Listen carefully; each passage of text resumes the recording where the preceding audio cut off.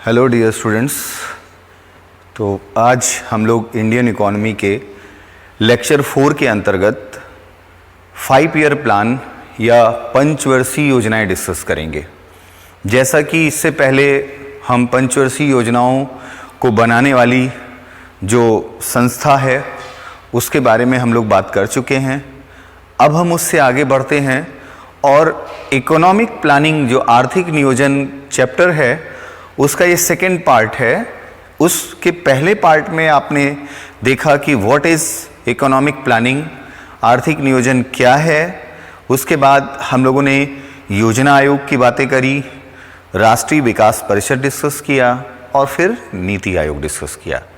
अब इसके बाद योजना आयोग के कार्यकाल के दौरान अगर हम देखें तो जो पंचवर्षीय योजनाएं भारत में लागू हुई भारत के आर्थिक विकास को भी समझने के लिए बहुत महत्वपूर्ण है।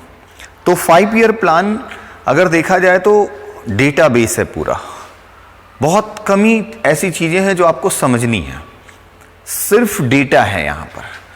अब उन डेटा या उन तथ्यों को, उन फैक्ट्स को जो उन प्लान से रिलेटेड हैं उनको याद करना पड़ता है। इकोनॉमी की बात करें तो इकोनॉमी की ये ऐतिहासिक परिप्रेक्ष्य में देखा जाता है, हिस्टोरिकल एस्पेक्ट में देखा जाता है। लेकिन क्योंकि 5 ईयर प्लान दो कारणों से बहुत ज़्यादा इंपॉर्टेंट है। एक तो डायरेक्ट क्वेश्चन वहाँ से आ रहा, first 5 year plan, second 5 year plan, fourth 5 year plan, 7th 5 year plan, 12th 5 year plan, हमारी 12 पंचवर्षीय योजनाएं हैं। उनसे प्रश्न जरूर पूछा जाता है, सीधा प्रश्न पूछा जाता है, चाहे वो प्री हो, मेंस हो, कोई भी ऑब्जेक्टिव टाइप का एग्जाम हो, सभी एग्जाम्स में उससे रिलेटेड क्वेश्चन होते हैं। पहला कारण तो ये है कि हमें इसलिए उसके इम्पॉर्टेंट फैक्ट्स को जानना होता है। दूसरी बात कि आपको क्यों 5 ईयर प्लान और इसकी क्या उपयोगिता है, इसकी क्या यूटिलिटी है। तो दूसरी उपयोगिता ये है कि मैंने आपसे पहले भी कहा है और फिर से कि 5 ईयर प्लान्स के द्वारा हम भारत के आर्थिक विकास को समझते हैं। आधुनिक भारत के और विशेषकर स्वतंत्रता के बाद जो भारत का आर्थिक विकास हुआ है उसे हम पंचवर्षीय योजनाओं के द्वारा समझते हैं।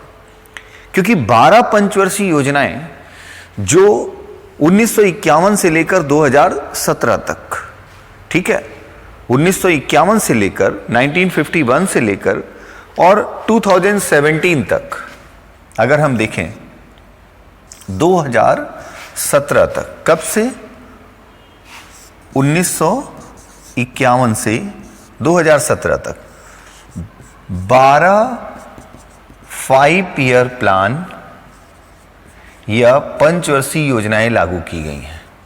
अब इन 12 पंचवर्षीय योजनाओं का जो कार्यकाल रहा है वो कब से कब तक है, 1951 से 2017।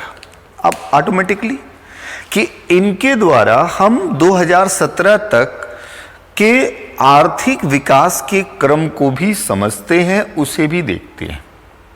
तो अब हम लोग बहुत और देर ना करते हुए सीधे 5 ईयर प्लान या पंचवर्षीय योजनाओं पर आते हैं। तो सबसे पहले मैं आपको ये बता दूं कि जैसा कि आपने देखा था कि इकोनॉमिक प्लानिंग टॉपिक जो है उसमें आपने देखा कि पूंजीवादी देशों में भी आर्थिक नियोजन की बात की गई,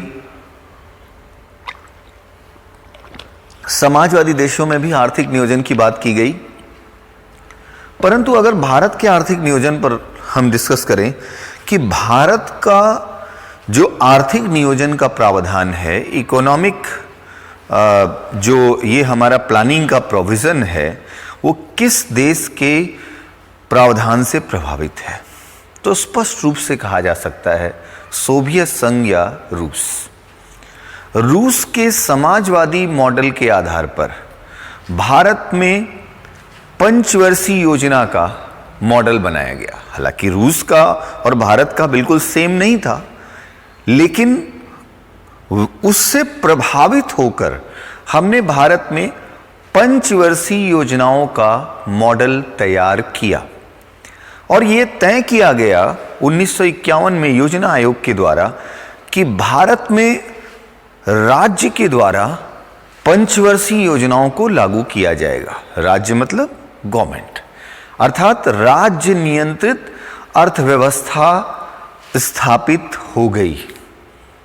मिश्रित अर्थव्यवस्था में मैंने आपको पहले बताया है कि 1951 से लेकर 1991 तक समाजवाद का व्यापक प्रभाव था और ये उसी प्रभाव का परिणाम है। अगर हम ये कहें कि भारत में लागू होने वाली पंचवर्षीय योजनाएं पूंजीवाद से प्रभावित हैं या समाजवाद से, तो आप स्पष्ट रूप से ये कह सकते हो कि समाजवाद से प्रभावित हैं, पूरी तरह से समाजवाद से प्रभावित है। क्यों?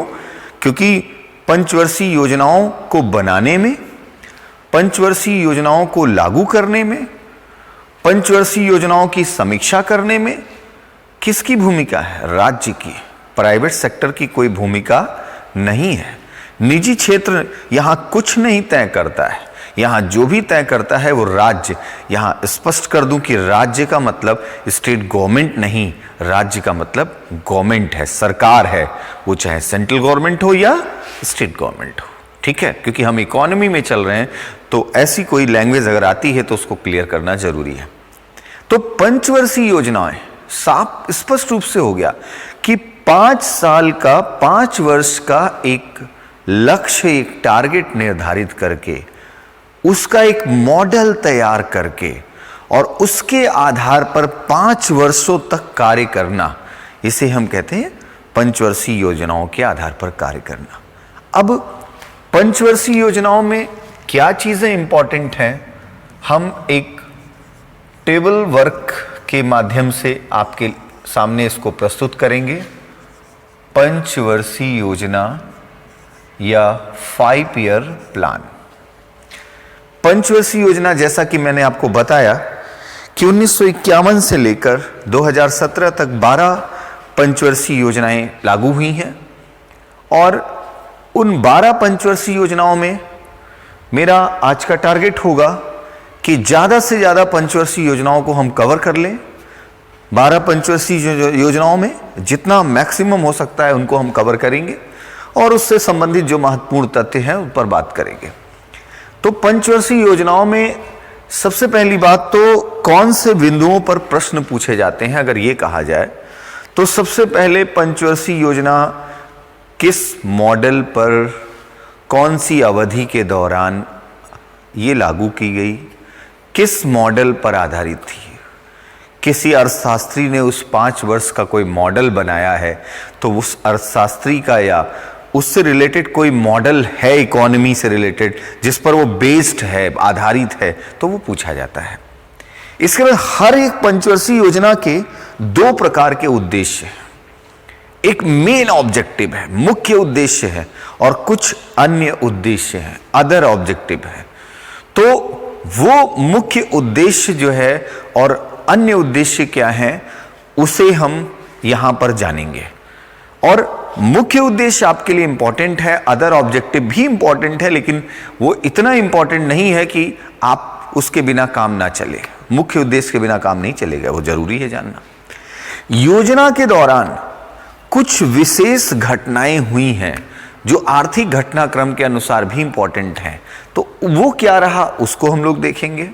और फिर योजनाओं में एक और इंपॉर्टेंट पॉइंट आता है कि आर्थिक विकास दर का लक्ष्य क्या रखा गया और क्या प्राप्ति हुई, क्योंकि आर्थिक विकास दर के लक्ष्य और प्राप्ति से ही हम योजना सफल या असफल मानते हैं। ठीक है, एक एक पॉइंट पर अभी आते हैं। तो इस योजना के दौरान, पंचवर्षीय योजना में हमें क्या क्या देखना है, सबसे पहली बात अगर हम करें, यहां से हम शुरुआत करते हैं एक टेबल के द्वारा। इस तरफ से सबसे पहले योजना अर्थात प्लान, पहला आपका कॉलम होगा प्लान आ जाएगा इसमें।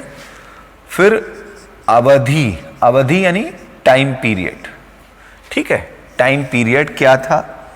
ठीक है, फिर मॉडल, कौन से मॉडल पर आधारित थी योजना, इस पर बात करेंगे। फिर उसके बाद मुख्य उद्देश्य, मेन ऑब्जेक्टिव क्या था, ये आपको अपने नोट्स में इसी प्रकार से वर्क करना है, वर्कआउट करना है। मेन ऑब्जेक्टिव या मुख्य उद्देश्य क्या है। फिर विशेष, इस योजना में विशेष क्या घटनाक्रम रहा ये हम देखेंगे, और उसके बाद फिर देखेंगे आर्थिक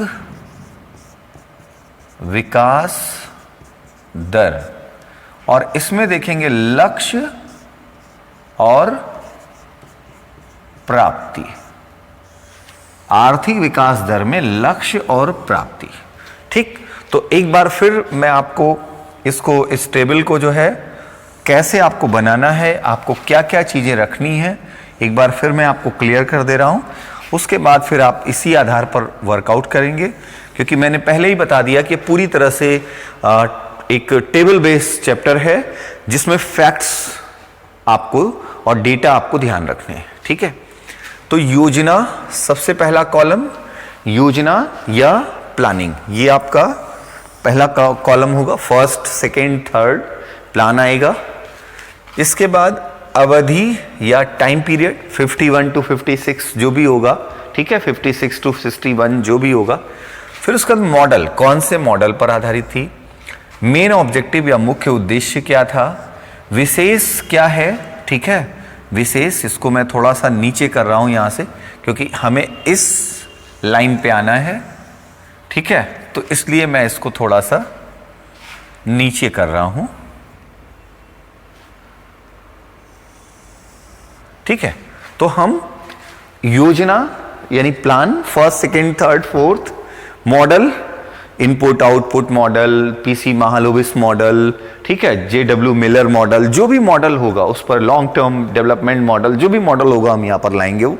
ठीक, सॉरी, अवधि के बाद मॉडल होगा, अवधि यहां पर आएगी एक क्या टाइम पे, मॉडल यहां पर आएगा। मेन ऑब्जेक्टिव क्या है, उस योजना का मुख्य उद्देश्य क्या है, उस पर बात करेंगे। फिर क्या उस योजना के दौरान विशेष हुआ, अगर हुआ तो, जरूरी नहीं कि हुआ हो, यहां पर इंपॉर्टेंट हो, जो इंपॉर्टेंट होगा उसको देखेंगे यहां पर।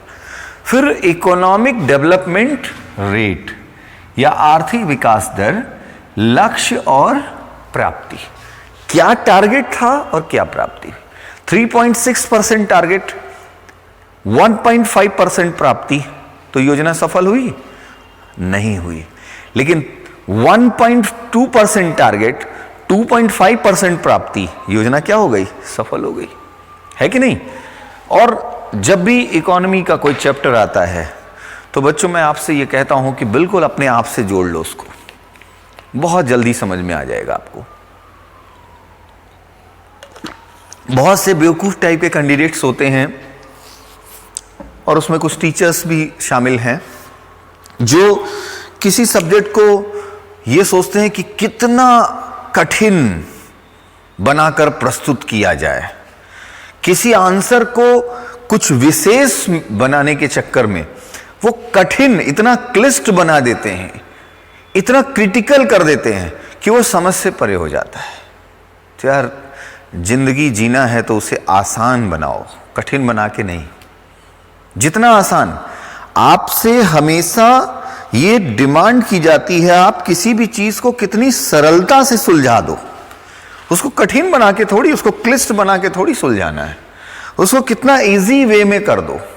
किसी भी सब्जेक्ट में आप ले लो, मैथ्स को कितना इजी कर दो, यही तो आपके सामने चैलेंज होता है। कठिन तो सब लोग कर लेते हैं, है कि नहीं, आपने कठिन को कितना सरल बना दिया। तो सेम वैसे ही है कि ये चीज हमेशा ध्यान रखो। अब कुछ लोग क्या है, 5 year plan, history of 5 year plan, उसका रिसर्च करने लगेंगे, कोई मतलब नहीं है यार। सीधा सा है, क्या जरूरत है, आप टू द पॉइंट स्टडी करो, जो आपको एग्जाम ओरिएंटेड स्टडी कहा जाता है, तभी आप एग्जाम क्वालिफाई कर पाओगे। अदरवाइज नॉलेज लेना है तो फिर कंपटीशन की तैयारी छोड़ दो, फिर सीधा क्या करना चाहिए, रिसर्च करना चाहिए। ऐसे लोगों को रिसर्च, और मैं इसीलिए बार बार ये, और मैं इसीलिए मैंने कहा कि इसमें बहुत सारे स्टूडेंट्स और टीचर्स भी इन्वॉल्व हैं जो इस तरह से करते हैं कि जैसे न्यूज की तरह सनसनीखेज, आज तक आपने ऐसी योजना देखी नहीं होगी, मैं आपको बताता हूं। ठीक है, ऐसे कहेंगे फर्स्ट 5 ईयर प्लान, अगर यहां पर लिखा उन्होंने फर्स्ट, सेकेंड, यहां अवधि 1951 से 1956, आपने अभी तक पढ़ा था क्या, ये हेराल्ड होमर मॉडल पर था, मैं बताता हूं गजोदर मॉडल पर है। इसका मॉडल गजोदर ने बनाया था, जो हेराल्ड होमर के दादाजी थे। ऐसा फालतू का तथ्य प्रस्तुत करें, मतलब मैं सिंबॉलिक बोल रहा हूं, ये सिंबॉलिक बात कर रहा हूं।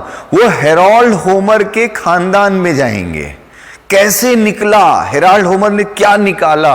अभी क्या जरूरत है यार इतना सर खपाने की, क्या जरूरत, कुछ और पढ़ लो, है कि नहीं है। जितनी जरूरत है उतना करो। अदरवाइज कई बार मैं क्वेश्चन पूछता हूं, जब अपने टॉपिक के बेसिस पर जब क्वेश्चन पूछता हूं, तो क्वेश्चन के आंसर से पता चल जाता है कि किसने अपना रियल आंसर दिया है, किसने किसी का सुनकर आंसर दिया है, और किसने लेक्चर के अनुसार आंसर दिया है, और किसने अपनी रिसर्च और भटकाव के अनुसार आंसर दिया है। यह सब पता चल जाता है हम लोगों को आंसर सुनकर। जब हम आंसर सुनते हैं आपसे, तभी हमें पता चल जाता है कि किसने ओरिजिनल लेक्चर को ध्यानपूर्वक सुना और उसके आधार पर आंसर, उसको आत्मसात किया, उसको रिसीव किया यहां पर सीपीयू में, और उसके बाद उसके अकॉर्डिंग आंसर दिया। और यह भी पता चल जाता है कि किसने चोरी की, कितने चोर है उसमें जो दूसरे का सुनकर दे रहे हैं। चोरी किसके लिए कर रहे हो? जिंदगी में सफल नहीं हो पाओगे अगर आप दूसरे का आंसर सुनकर आंसर दे रहे हो। लिख के ले लो, कभी जिंदगी में सफल नहीं हो सकते आप। और कुछ ऐसे कैंडिडेट्स हैं, वो अपने आंसर को विशेष आंसर, विशेष उत्तर प्रदान करने के लिए, जैसे उनको विशेष उत्तर का पुरस्कार दिया जाना है, जो नहीं पूछा गया है वो भी बात कर रहे हैं, जिसका कोई मतलब नहीं उस फैक्ट से, वो भी बात कर रहे हैं। यानी या तो वो रिसर्च में चले गए हैं, तमाम कंदराओं में, गुफाओं में, और या फिर वो भटकाव के सिस्टम में है। वही सनसनीखेज खुलासा वाले टीचर्स के, वो ट्रैप कर लिया है उन लोगों ने, पूरी तरह से ट्रैप कर लिया है, जो एक छोटे से पॉइंट पर, एक छोटी सी चीज पर जो है वो 4-4, 3-3 घंटे, 2-2 घंटे आपको पकाते रहेंगे, उन पर चलेंगे। टू पॉइंट पे आइए। तो मैं बिल्कुल इस बात को मैं इसलिए कह रहा हूं कि बहुत सिंपल सिटी के साथ आप अपनी योजना किसी भी चीज के लिए बनाते हो। जब सामान्य परिस्थिति होती है तो आप योजना बनाते हो, उस योजना के लिए आप कोई ना कोई एक मॉडल निर्धारित करते हो। आप कंपटीशन में हो, कोई सिलेक्शन हुआ, अभी हमारे 2 बच्चों की कहानियों ने बहुत लोगों को प्रेरित किया, तो कहीं ना कहीं मन में आया होगा यार कुलदीप मॉडल क्या था, ये नीलेश मॉडल क्या था। और इसी तरह से बहुत से और हमारे सिलेक्शन लेने वाले कैंडिडेट्स हैं, उनके कुछ ना कुछ मॉडल रहे होंगे। तो यार इनका मॉडल क्या था, तो वो हो गया आपका कि मॉडल बनाया आपने। उसके बाद मुख्य उद्देश्य क्या है, मेन ऑब्जेक्टिव हमारा क्या है। मेन ऑब्जेक्टिव है, आज की डेट में हम कंपटीशन की तैयारी कर रहे हैं, तो हमारा मुख्य उद्देश्य क्या है, एक अच्छी गवर्नमेंट जॉब लेना। किसी के लिए वो आईएएस के रूप में है, किसी के लिए वो पीसीएस के रूप में है, किसी के लिए वो इनकम टैक्स इंस्पेक्टर के रूप में है, किसी के लिए एक्साइज इंस्पेक्टर, किसी के लिए प्रिवेंटिव ऑफिसर के रूप में, किसी के लिए डिविजनल अकाउंटेंट के रूप में, मतलब किसी के लिए वो सीजीएल हो गया, किसी के लिए सीएचएसएल हो गया। और आपने एक मुख्य उद्देश्य बना लिया और उसके अनुसार आपने अदर ऑब्जेक्टिव की, अगर मेरा ये टारगेट बड़ा है तो उसके साथ साथ ये चीजें भी हमारे साथ एसोसिएटेड हैं, और उसके आधार पर आप अपना लक्ष्य निर्धारित कर देते हो कि अगर मैंने ये पा लिया मुख्य उद्देश्य तो हम उस लक्ष्य उसको प्राप्त करेंगे। अब इसके लिए आपने तय किया कि भाई अगर हमें प्रीलिम्स क्वालिफाई करना है तो इतना क्वेश्चन होना चाहिए, टेस्ट आपने दिया, इतना क्वेश्चन हमें कर लेना चाहिए, और अगर आप कर लेते हो तो प्राप्ति आपकी, इसका मतलब सफलता की ओर बढ़ रहे हो। नहीं कर पा रहे हो तो असफल हो। बिल्कुल वैसे ही 5 साल की पहली पंचवर्षीय योजना आई, फर्स्ट 5 ईयर प्लान। ओके, अवधि क्या थी, अब आपको नोट करना है यहां से 51 to 56, 1951 से 1956। इस टाइम पीरियड में सबसे पहले यह तय किया गया कि कौन सा मॉडल लेकर चला जाए। तो मैंने अभी कुछ ही देर पहले बोला Herald Homer model, Herald Homer model. Herald Homer अर्थशास्त्री थे, उनके नाम पर यह मॉडल आया। मुख्य उद्देश्य उस समय जब हमारी अर्थव्यवस्था में पंचवर्षीय योजना के द्वारा आर्थिक और सामाजिक विकास का लक्ष्य निर्धारित किया गया, तो उस समय मुख्य उद्देश्य किससे जुड़ा होगा? जो हमारे पास है उसके विकास से जुड़ा होगा। तो जो स्वतंत्र भारत की अगर हम बात करें तो उस समय भारत की अर्थव्यवस्था का आधार कृषि थी, एग्रीकल्चर था। हमारे पास अपना क्या था? कृषि थी। तो सबसे पहले किसका विकास करना था? एग्रीकल्चर का, कृषि का विकास। तो यहां पर मुख्य उद्देश्य क्या हो गया? कृषि क्षेत्र का विकास, एग्रीकल्चर डेवलपमेंट। ठीक है, अभी मैं अगर बात करूं, कंपटीशन में भी यही होता है बच्चों कि जब आपसे सबसे पहले ये कहा जाता है जो विषय आपका थोड़ा ठीक ठाक है उसको बिल्कुल स्ट्रांग कर लो, उसके बाद फिर कुछ नई चीजों की तरफ बढ़ो। पहले आपका अपना क्या है? भारत की अर्थव्यवस्था का आधार पूरी तरह से कृषि थी, पूरी निर्भरता कृषि थी, राजस्व का, सब कुछ का कृषि ही था। भारत की ज्यादातर जनसंख्या किस पर निर्भर थी? कृषि पर निर्भर थी। तो ऐसे में कृषि क्षेत्र का विकास जो है वो यहां पर निर्धारित किया गया कि पहला हमारा जो मुख्य उद्देश्य होगा वो कृषि क्षेत्र का विकास। अब बात करते हैं विशेष में। विशेष में क्या रहा? तो अब मुख्य उद्देश्य से संबंधित अन्य उद्देश्य, सिंचाई सुविधा का विकास, ऐसे तमाम चीजें थी। विशेष घटनाक्रम की अगर बात करें तो इस दौरान सबसे पहला सामुदायिक विकास कार्यक्रम प्रारंभ हुए। सामुदायिक विकास कार्यक्रम, कम्युनिटी डेवलपमेंट प्रोग्राम स्टार्ट किए गए 1952 में। ठीक है, ये हुआ। दूसरा, इस योजना के दौरान 3 बड़ी बांध परियोजना, डैम प्रोजेक्ट, बांध परियोजना स्थापित की गई।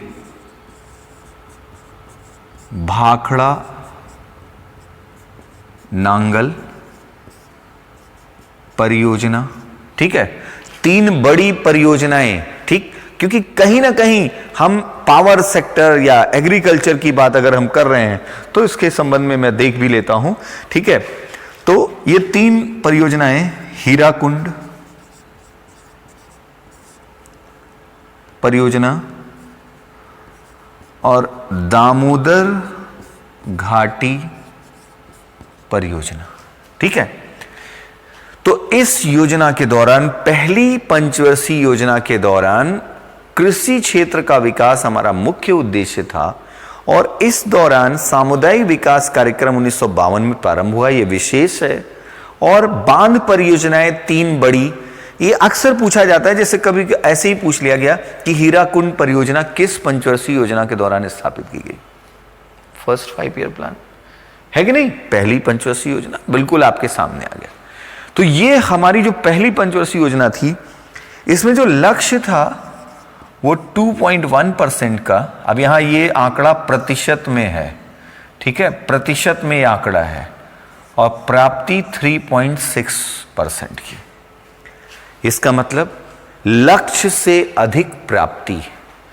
तो क्या मान सकते हैं? हमारी पहली पंचवर्षीय योजना पूरी तरह से सफल रही, ग्रांड सक्सेस कह सकते हैं, क्योंकि हमने लक्ष्य बनाया कि 100 में 80 क्वेश्चन सही करेंगे, हमारा सही हो गया 92। तो क्या हो गया? ग्रांड सक्सेस हुई कि नहीं हुई? वही हुआ, यहां लक्ष्य से अधिक प्राप्ति हुई। ठीक, तो ये अब यहां पर यह स्पष्ट हो रहा है कि हेराल्ड होमर ने जो मॉडल दिया था उसके अकॉर्डिंग हम पहले अपने इंफ्रास्ट्रक्चर को, पहले अपने पास जो है उसको डेवलप करें। हमारे पास क्या है? कृषि, एग्रीकल्चर।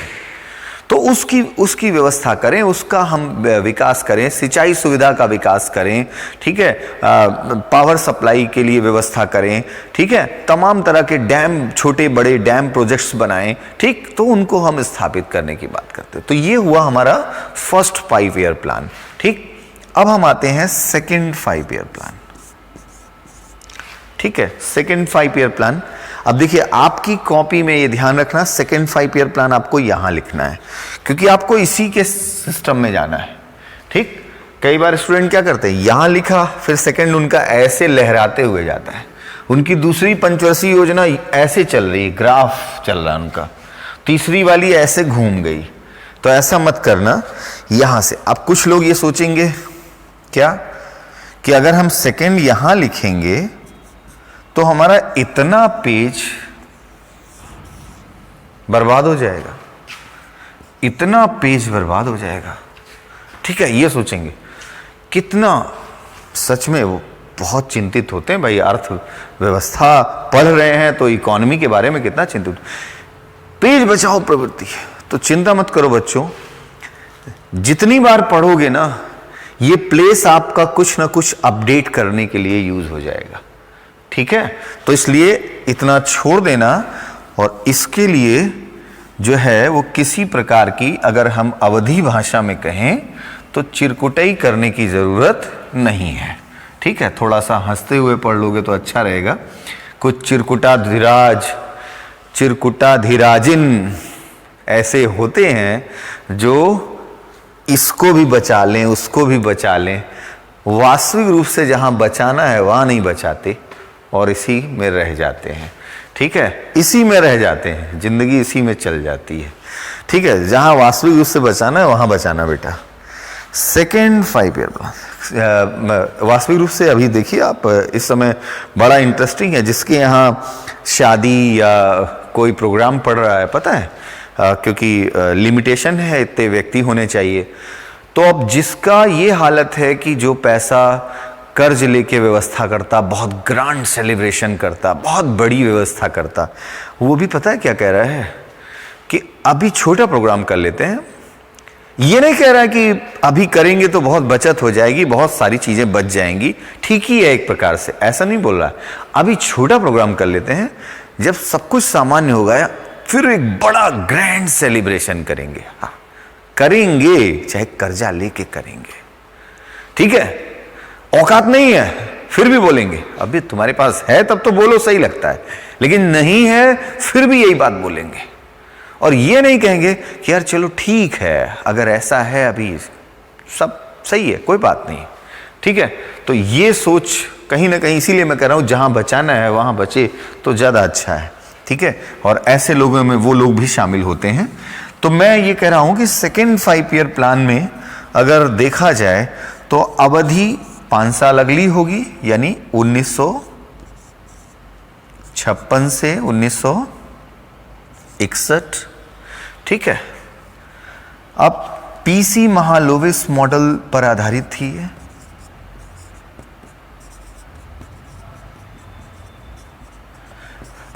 पीसी महालोविस मॉडल पर आधारित थी। तीव्र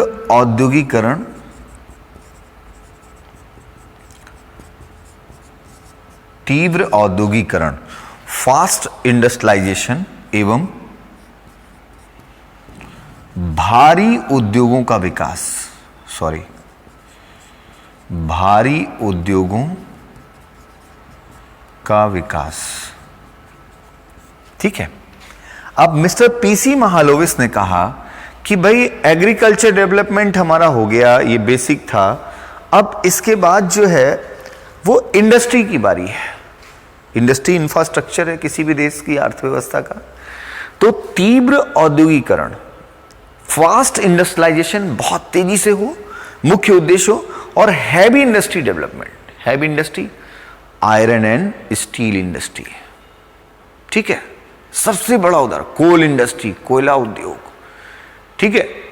तो एनर्जी रिलेटेड जो भी इंडस्ट्री है, ऑयल इंडस्ट्री हो गई, तो बड़ी बड़ी सीमेंट इंडस्ट्री, तो ऐसे बड़े उद्योगों की बात की गई जिनको कहा जाता है कि वो उद्योग के आधारभूत संरचना में शामिल होते हैं, ठीक है, उनका विकास करने की बात यहां पर की गई। तो तीव्र औद्योगिकरण एवं भारी उद्योगों का विकास इसका मुख्य उद्देश्य था।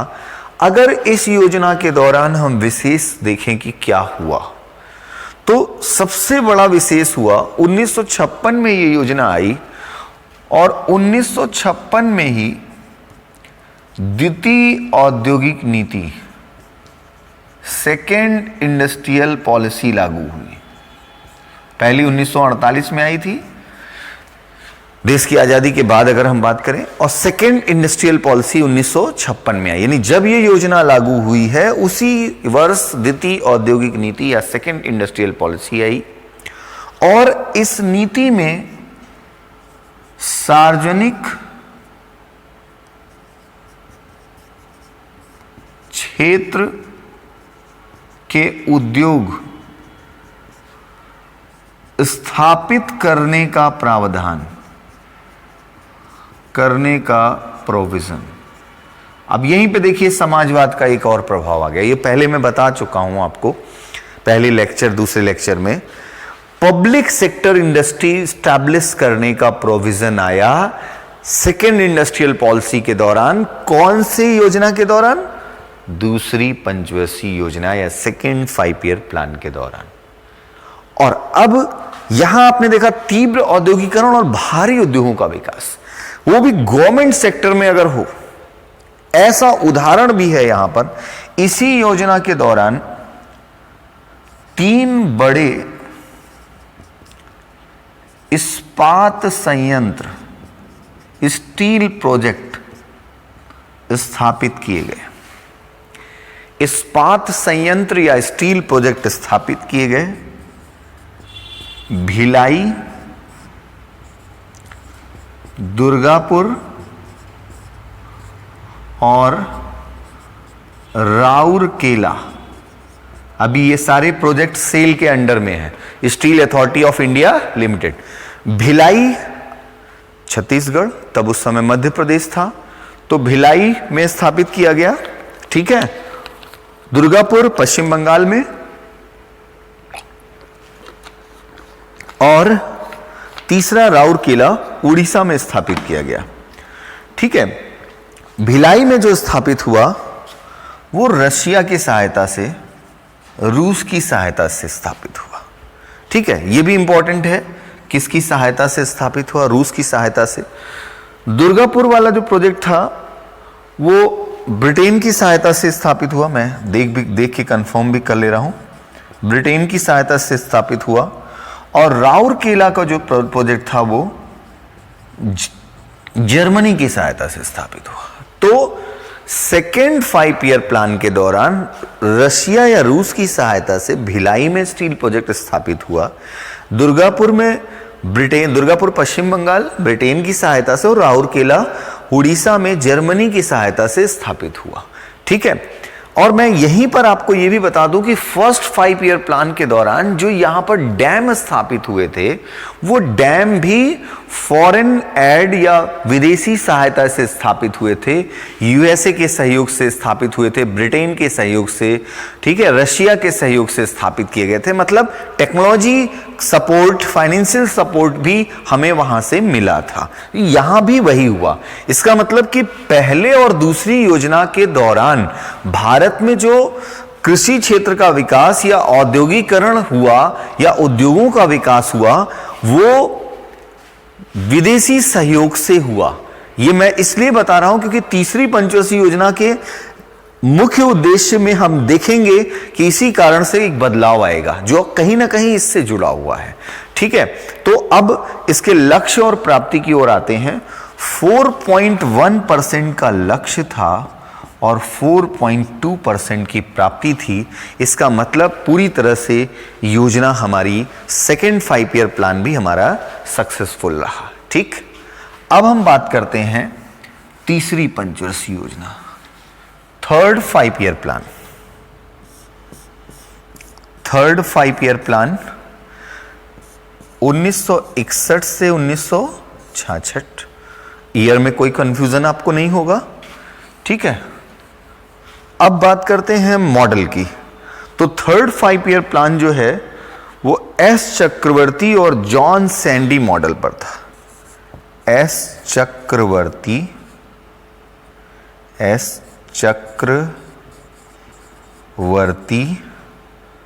एंड जॉन सैंडी,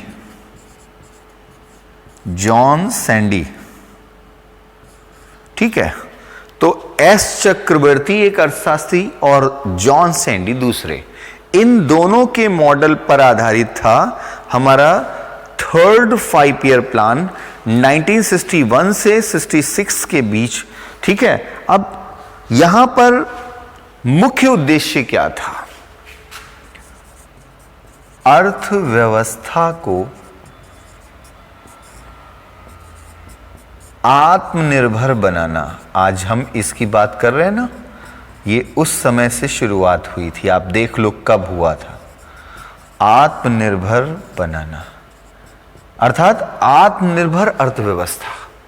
मैंने अभी आपसे कहा था कि पहली योजना के दौरान अगर डैम प्रोजेक्ट्स बनाए गए, सेकंड योजना या प्लान के दौरान अगर ऐसा कोई भी कार्य किया गया जिसमें हम देख रहे हैं स्टील प्रोजेक्ट स्थापित हुए, किसी तरह से वहां पर कुछ ऐसा हुआ। हाँ, यहां एक और उदाहरण था सेकंड 5 ईयर प्लान में, चितरंजन लोकोमोटिव बहुत बड़ा एग्जाम्पल था। चितरंजन लोकोमोटिव पश्चिम बंगाल में डीजल इंजन कारखाना स्थापित हुआ था, आज भी बहुत बड़ा कारखाना है, ठीक है। वो भी ब्रिटेन के सहयोग से स्थापित हुआ था। तो इस सेकेंड 5 ईयर प्लान के दौरान जो इंडस्ट्री डेवलपमेंट हुआ वो फॉरेन एड से हुआ, ठीक है।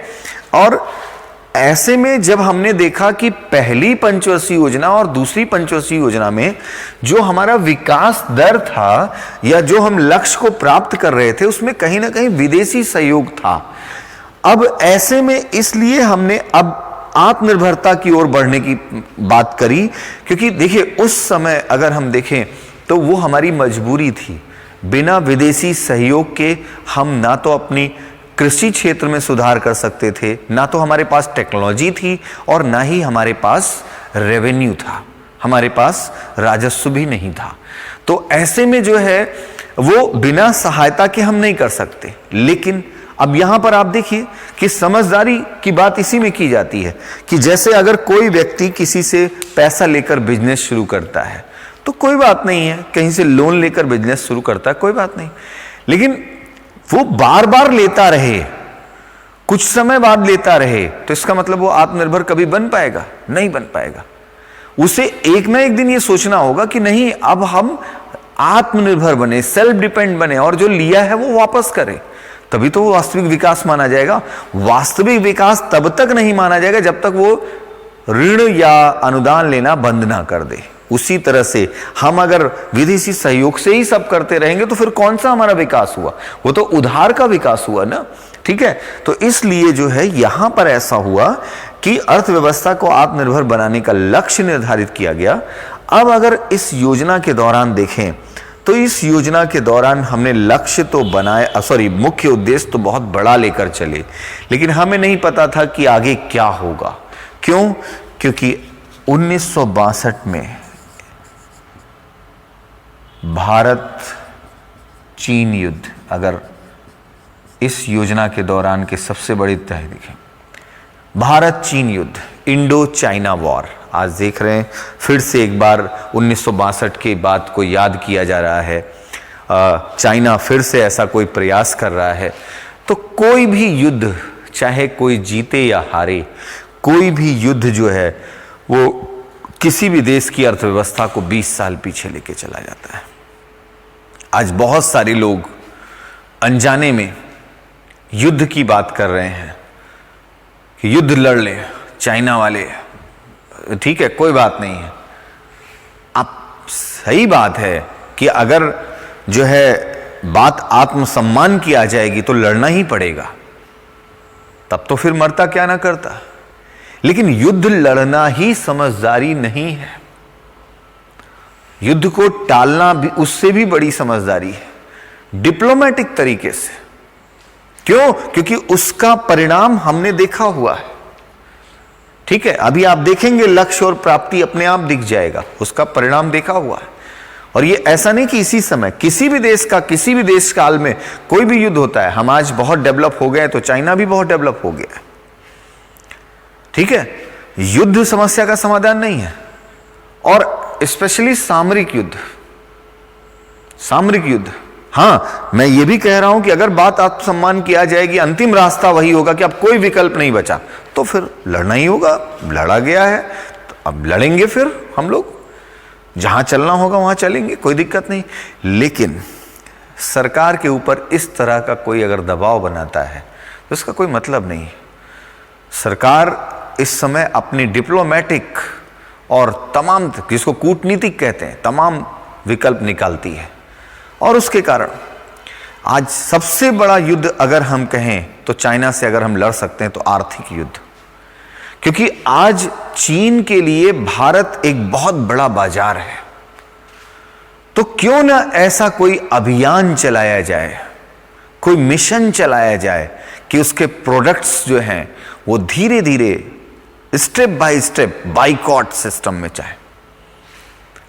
एकाएक नहीं हो सकता, एकाएक इसलिए नहीं हो सकता क्योंकि ज्यादातर घरों में प्रयोग होने वाला टीवी हो, फ्रीज हो, मोबाइल हो, वॉच हो या फिर कोई भी इलेक्ट्रॉनिक सिस्टम हो, सब में चाइना घुसा हुआ है। सब एकाएक उठा के आप फेंक नहीं सकते हो, तो एकाएक नहीं हो सकता, स्टेप बाय स्टेप हो सकता है। स्टेप बाय स्टेप उसके खिलाफ अभियान चला के, उसके विकल्प बनाकर, उसके ऑप्शन डेवलप करके, और धीरे धीरे धीरे धीरे जो चीज तुरंत हो सकती है तुरंत हो सकती है। लिस्ट आ रही है, सुरक्षा विभाग से भी ये लिस्ट आ रही है, ये ऐप चाइना के हैं, तो ठीक है, उन ऐप्स को, यानी हम हार्डवेयर नहीं समाप्त कर सकते, सॉफ्टवेयर तो कर सकते हैं ना, क्योंकि उसका विकल्प है। तो सीधे उसको रिमूव करें, उसको डिलीट मारें। तो जो चीजें हम बाइकॉट कर सकते हैं वो धीरे धीरे धीरे धीरे, इलेक्ट्रॉनिक्स में, कपड़ों में, किसी भी चीज में जहां भी हम बाइकॉट कर सकते हैं, इसके लिए एक बड़ा अभियान, सारे एनजीओ, आरएसएस, सारे संगठन, इनको जो स्टूडेंट्स ऑर्गेनाइजेशन है, सबको एक कैंपेनिंग चलानी चाहिए। हम लोग को भी शामिल होना चाहिए उसमें। सभी के लिए मैं कह रहा हूं कि इस तरह से होना चाहिए कि हम बाइकॉट करें, और वो सबसे बड़ी मार होगी, वो सबसे बड़ा वार होगा चाइना के लिए।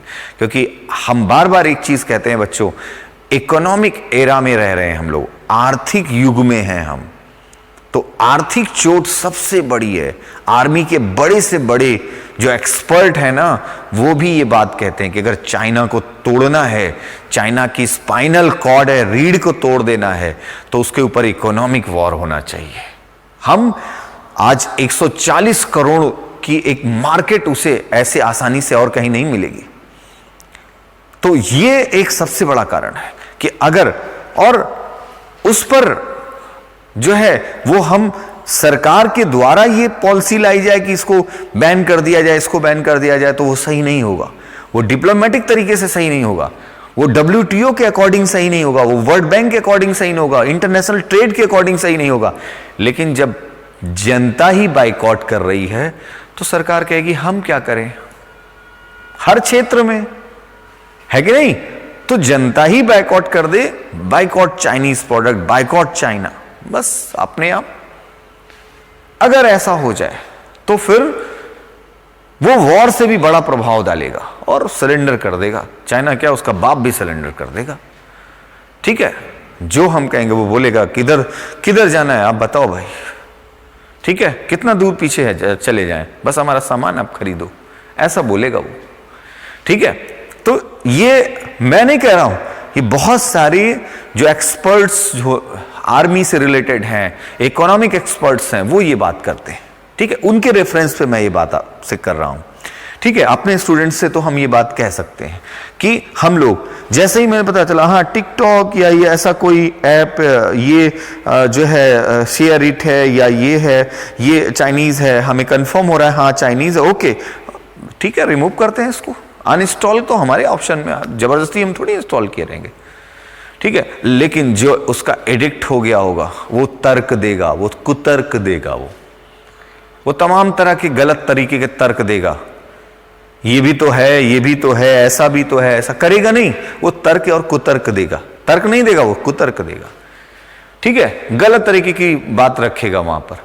अरे यार तुम जो कर सकते हो पहले वो करो, ठीक, उसके बाद बात की कहानी बाद में बताना। अभी ये बोले चलो चाइना बॉर्डर पर, चलो आओ गिरा दिया जाए चाइना वालों को, आओ माओ चाओ सब उठा उठा फेंक दिया जाए। ठीक है, कहना आसान है, जब चलने की बारी आएगी, नहीं नहीं अभी हमारे पैर में दर्द है, ये दर्द है, कहानी बताना शुरू कर दोगे। ठीक है, तो वही है, जो हम कर सकते हैं वो इमीडिएट करें और अगले कार्य के लिए अपने स्टेप बनाएं। मैंने सोच लिया कि मुझे अब नेक्स्ट टाइम अगर कोई भी प्रोडक्ट लेना होगा, चाहे मोबाइल लेना हो, सबसे पहले मैं देखूंगा ये चाइना का तो नहीं है, उसका कोई ऑप्शन है तो फिर मैं उसे लूंगा, सीधी सी बात है। तो उसमें क्या प्रॉब्लम है? ठीक है, तो हमने एक स्टेप उठा दिया ना, सेम ऐसे ही आप कर सकते हो। तो यहां मैं अब फिर से आता हूं, थर्ड 5 ईयर प्लान 61 से 66 1966, एस चक्रवर्ती और जॉन सैंडी मॉडल, अर्थव्यवस्था को आत्मनिर्भर बनाना यहां मुख्य उद्देश्य था। भारत चीन युद्ध हुआ, दूसरा यहां पर हुआ, अगर हम देखें तो 1965 में भारत पाक युद्ध, इंडो पाक वॉर। 1965-66 में खाद्यान्न संकट, फूड क्राइसिस। ठीक है, तीन समस्याओं के कारण, ये तीन समस्याओं के कारण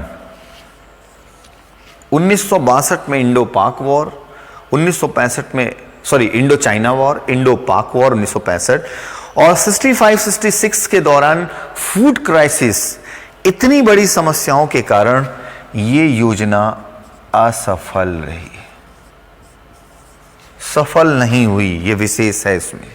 और डेटा जो है अगला वो आपको बिल्कुल क्लियर कर देगा। 5.6% का टारगेट था, 2.7% की प्राप्ति। 5.6% का टारगेट और प्राप्ति 2.7%, आधे से भी कम। समझ सकते हो आप कि यहां पर अब क्या स्थिति हुई होगी। ठीक है, योजना असफल हुई। तो पहली योजना कौन सी असफल हुई? तीसरी। अब इसके बाद चौथी पंचवर्षीय योजना का नंबर आना चाहिए, लेकिन जब देश में ऐसी परिस्थिति आ गई, अब सोचो आज कोरोना जैसी परिस्थिति के कारण सारी स्कीम, सारी योजनाओं पर लगभग रोक लगाने की स्थिति आ गई है, एक कोरोना के कारण। उस समय हम लोगों को कितने समस्याओं का सामना करना पड़ा। भारत की अर्थव्यवस्था का आधार कृषि प्रभावित हो गया, इतने बड़े युद्ध का सामना करना पड़ा। तो ऐसे में आप समझ सकते हो कि उस समय जो है हम 1966 में किसी और योजना के बारे में सोच नहीं सकते। आप योजना कब बनाओगे? सामान्य परिस्थिति में। सामान्य स्थिति होगी तो बड़ी योजना बनाओगे। अभी आपसे कहा जाए कि आप अपने 2020-21 का करियर प्लान डिसाइड करो तो बहुत सोचना पड़ेगा। क्यों? क्योंकि अभी संक्रमण काल चल रहा है, अभी कुछ भी निश्चित नहीं है। कोई हमसे पूछता है सर क्लास कब से शुरू होगी, हम कहते हैं ये तो किसी को नहीं पता क्लास कब से शुरू होगी। क्यों? क्योंकि तुमने ये माना कि क्लास कब से शुरू, क्लास तो शुरू है, क्लास तो चल रही है। अब ये है कि आप जो व्यवस्था सोच रहे हो वो कब से शुरू होगी नहीं पता। क्यों? क्योंकि अनिश्चितता हो गई। अब आप जिस व्यवस्था से जुड़े हो वही आपके लिए निश्चित व्यवस्था मिली। ठीक है, और इसी व्यवस्था में रहते हुए आपको कार्य करना है। तो ऐसे में उस समय आप सोचिए कि चौथी पंचवर्षीय योजना क्या हम 1966 में लागू कर पाते? नहीं कर सकते थे। और इसीलिए आ गया प्रथम योजना अवकाश, फर्स्ट प्लान हॉलीडे। ये फर्स्ट प्लान क्यों कह रहे हैं? क्योंकि इसके बाद दो और आए थे। यानी कोई योजना नहीं। कब? 1966 से लेकर 1969, 66 से लेकर 69 तक भारत में कोई योजना लागू नहीं हुई। यह स्थिति नहीं बन पाई कि योजना लागू कर दी जाए। तो इस दौरान ना तो कोई मॉडल और ना ही कोई मुख्य उद्देश्य। कोई मॉडल नहीं, कोई उद्देश्य नहीं, कोई लक्ष्य नहीं, कोई प्राप्ति नहीं। ये 3 साल कोई योजना ही नहीं लागू थी, तो ना तो कोई मॉडल, ना कोई मेन ऑब्जेक्टिव, ना तो कोई लक्ष्य और ना ही प्राप्ति।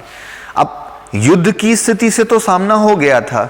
सबसे बड़ी स्थिति थी कृषि वाली, कि इतने बड़े पैमाने पर फूड क्राइसिस हुई, लोग भूखों मरने लगे, तो उस समस्या का समाधान कैसे किया जाए।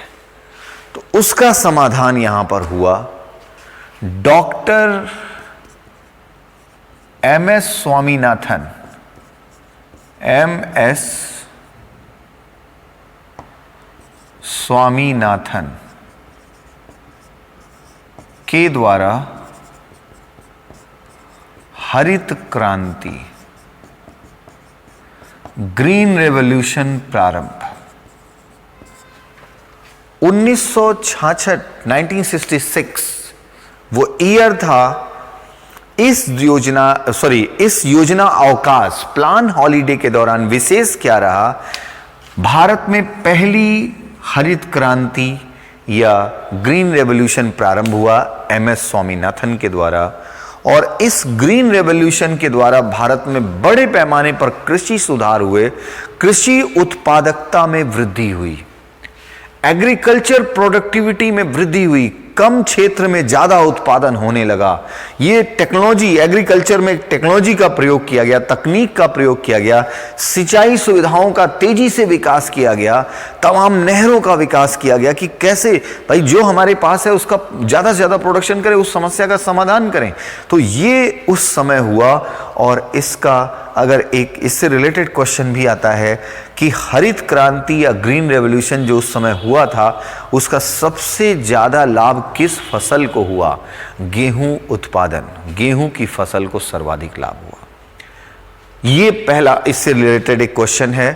दूसरा एक और क्वेश्चन होता है कि हरित क्रांति का सर्वाधिक लाभ किस क्षेत्र में हुआ? भारत में, भारत के किस क्षेत्र में हुआ?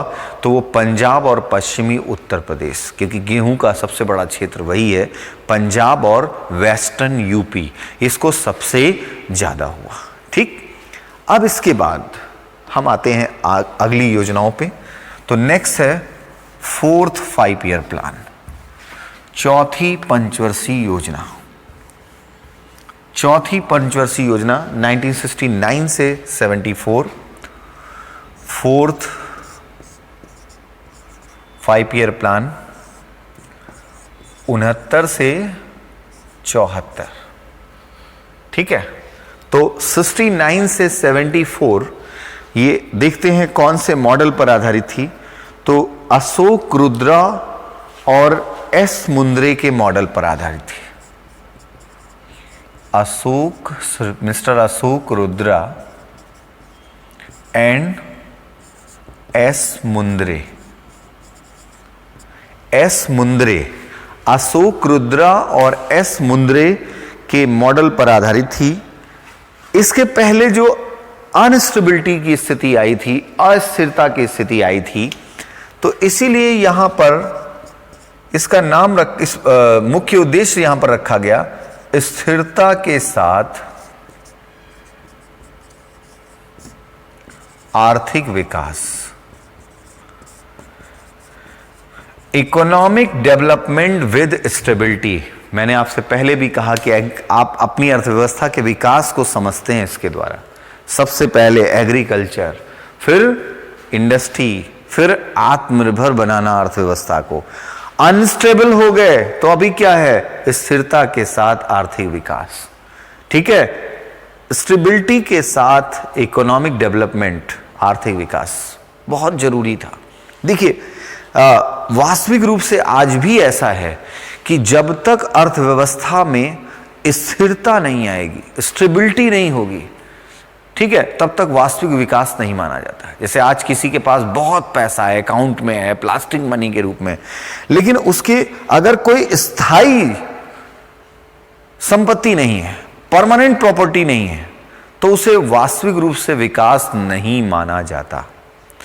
वास्तविक विकास उसी को माना जाता है, आज के आधुनिक युग की मैं बात कर रहा हूं, जब उसके जो परमानेंट प्रॉपर्टी, ठीक है, स्टेबल प्रॉपर्टी, उससे उसका आकलन किया जाता है।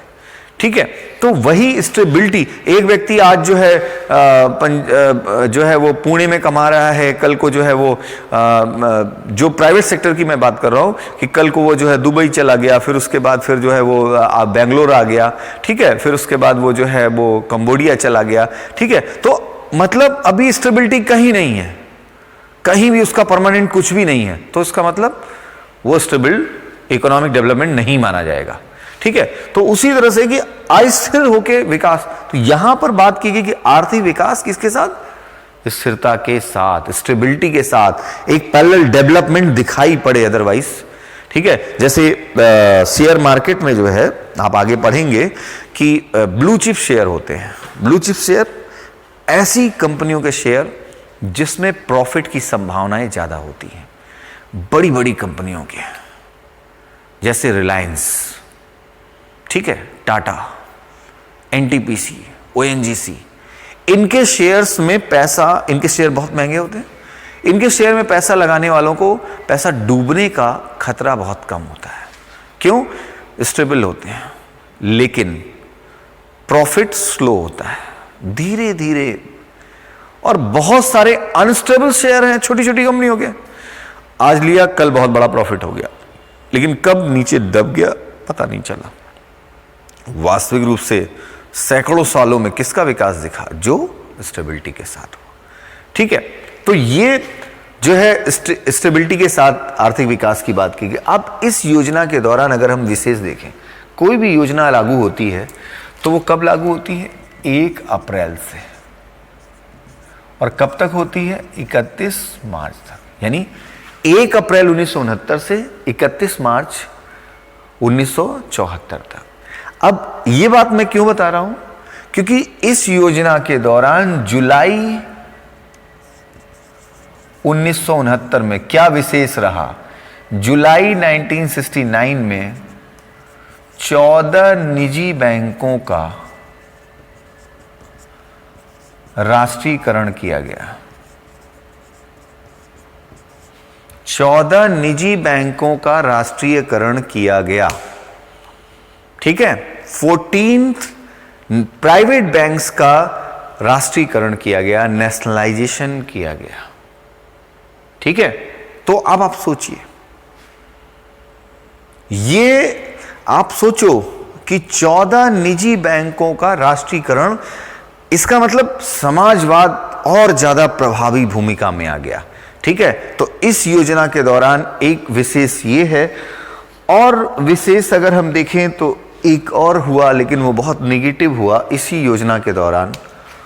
1971 में इंडो पाक वॉर, भारत पाकिस्तान युद्ध, बांग्लादेश जो पूर्वी पाकिस्तान था उसे पाकिस्तान से अलग करने के लिए जो मुहिम चली थी, भारत ने उसका सपोर्ट किया, जिसके कारण भारत पाकिस्तान का एक बड़ा युद्ध हुआ। और उस बड़े युद्ध में पाकिस्तान को बहुत बड़ी हार का सामना करना पड़ा। पाकिस्तान के 1 लाख से अधिक सैनिकों ने सरेंडर किया भारतीय सेना के सामने। यह हमारी बहुत बड़ी विजय थी। लेकिन मैंने आपसे पहले ही कहा है कि विजय हो या पराजय हो, कोई भी युद्ध हमारी अर्थव्यवस्था को पीछे लेकर जाता है। हम बहुत बड़े विजयी रहे, हमने बांग्लादेश एक अलग देश गठित करवा दिया, बहुत बड़ी सफलता आज तक की अगर कही जाए तो भारत की रही। लेकिन उसके बावजूद आप देखिए, लक्ष्य 5.7% और प्राप्ति 2.5%। लक्ष्य 5.7% और प्राप्ति 2.5%, मतलब अगर हम देखें तो तीसरी पंचवर्षीय योजना से भी बुरी स्थिति आ गई। ठीक है, क्यों? क्योंकि एक युद्ध का सामना करना पड़ा। और ऐसी स्थिति में अर्थव्यवस्था का प्रभावित होना स्वाभाविक है। ये किसी भी देश, कितना भी विकसित देश हो, वो होना ही होना है। इतना बड़ा खर्चा होता है, इतनी परिस्थितियां, सब इमरजेंसी लग गई, कुछ हो ही नहीं रहा, कोई इकोनॉमिक एक्टिविटीज नहीं, सब कुछ खत्म, तो आप समझ सकते हैं। तो ये स्थिति है। तो इसका मतलब कि चौथी पंचवर्षीय योजना भी असफल रही, ये भी सफल नहीं हो पाई। ठीक है, अब आते हैं हम पांचवी पंचवर्षीय योजना की ओर, 5th 5 year plan 74 to 79, 5th 5 year plan, पांचवी पंचवर्षीय योजना 1974 से 1979। मॉडल देखते हैं क्या है। तो अगर हम मॉडल की बात करें तो पांचवी पंचवर्षीय योजना जो है 74 से 79 है। मॉडल है आगत निर्गत मॉडल, इनपुट आउटपुट, यहां हिंदी आपको कम समझ में आएगी, इनपुट आउटपुट मॉडल। ठीक है, इनपुट आउटपुट अभी हम बात करते हैं उस पर। अब यहां पर जो है मुख्य उद्देश्य आत्मनिर्भरता,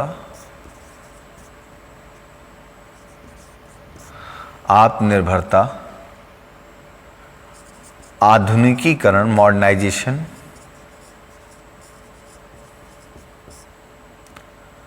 व गरीबी उन्मूलन, गरीबी समाप्त करना। ठीक है, तो सामाजिक व्यवस्था में सुधार या गरीबी उन्मूलन, ये था। तो पांचवी पंचवर्षीय योजना 1974 से 1979 के बीच थी।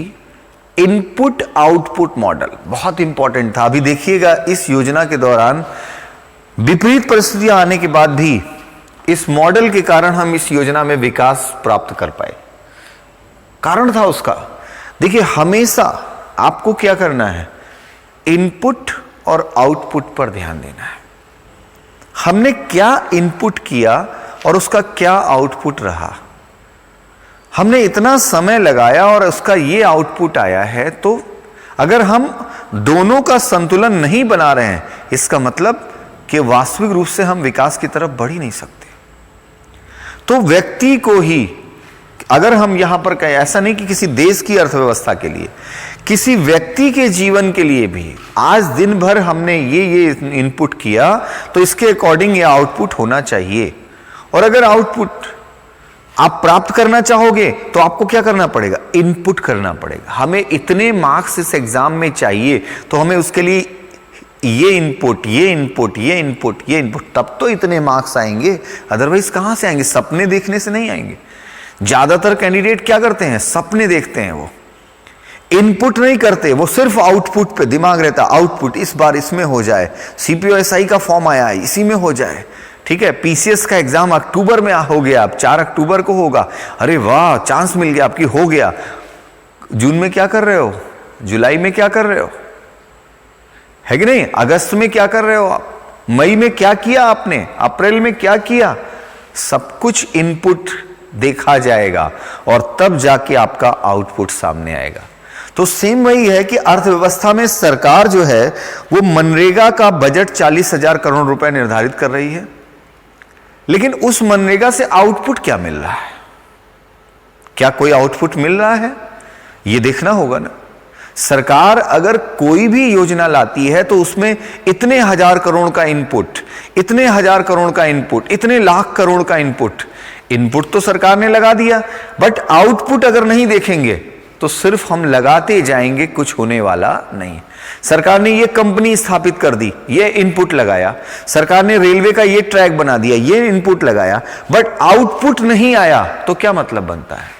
जो कैपिटलिस्टिक सिस्टम होता है, जो पूंजीवादी व्यवस्था होती है, वो हमेशा इनपुट आउटपुट के आधार पर काम करती है।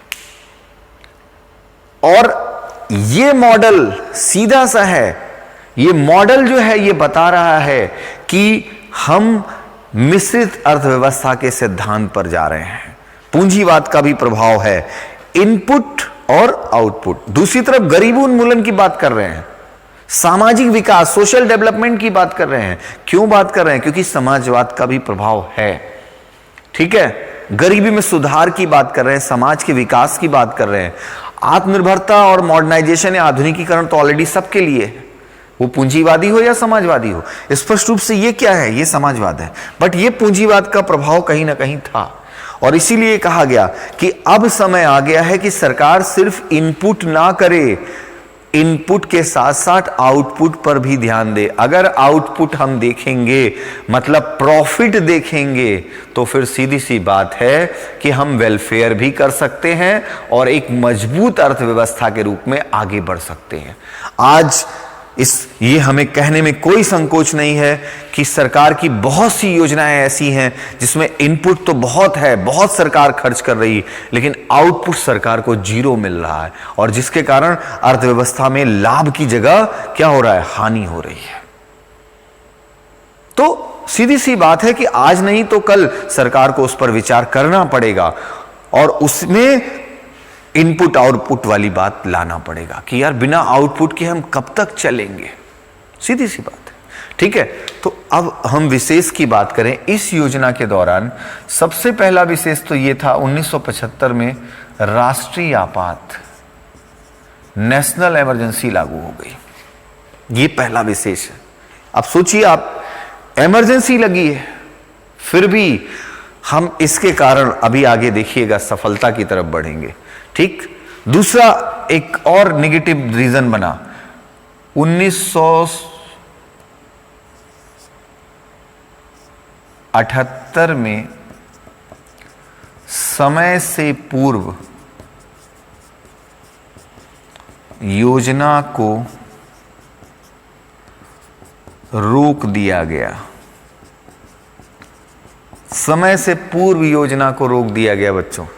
अब आप देखिए, 5 साल की योजना 4 साल चली।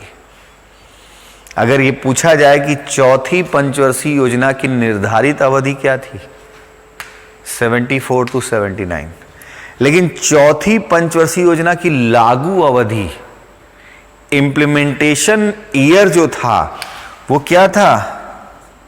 74 to 78।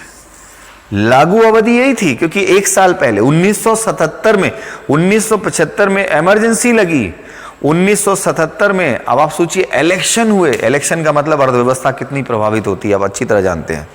और 1977 के चुनाव में सत्ता परिवर्तन हुआ। पहली बार कांग्रेस के स्थान पर जनता पार्टी की सरकार आई। जनता पार्टी ने कहा हम कांग्रेस की पंचवर्षीय योजना नहीं लागू करेंगे, हम उसे रोक देंगे। और 77 में सरकार बनी। 31 मार्च 1978 तक इसे चलाया गया, फिर रोक दिया गया। 4 साल, 5 साल का टारगेट बनाया था, 4 साल हम इस योजना को लेकर चल पाए। एक नेशनल इमरजेंसी भी लगी। इसके बावजूद मैं आपको बता रहा हूं कि इस योजना के दौरान हमारा टारगेट था 4.4% और प्राप्ति हुई 4.8%। कमाल किसका था? इनपुट और आउटपुट। यदि आप निरंतर अपनी लाइफ में बेटा ध्यान रखना, निरंतर आप अपने आउटपुट के अकॉर्डिंग इनपुट करते रहोगे, अपने इनपुट के अकॉर्डिंग आउटपुट का रिव्यू करते रहोगे, तो आप समय से पहले सेलेक्ट हो जाओगे। आप समय से सेलेक्ट हो जाओगे, थोड़ा देर ही सही, अच्छा सिलेक्शन होगा। लेकिन अगर आपने इनपुट और आउटपुट का बैलेंस नहीं रखा, सिर्फ कुछ भी कहीं से भी पढ़ते रहे, कोई मतलब नहीं है, तो कुछ नहीं होने वाला। ठीक है, आप इसका उदाहरण देख सकते हैं कि इतनी विपरीत परिस्थितियों में भी जब ये अर्थव्यवस्था में सिद्धांत लागू किया गया तो कैसे हम सफलता की ओर बढ़े।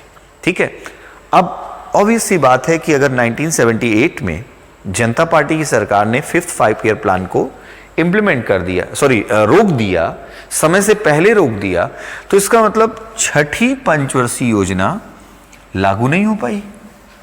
छठी पंचवर्षीय योजना के पहले फिर एक ब्रेक हो गया, और फिर एक जो ब्रेक हुआ उसे क्या कहा जाएगा? Second plan holiday. पहला प्लान हॉलीडे, 66 से 69। अब कौन सा प्लान हॉलीडे आ गया? Second plan holiday 1969, sorry 78 to 80।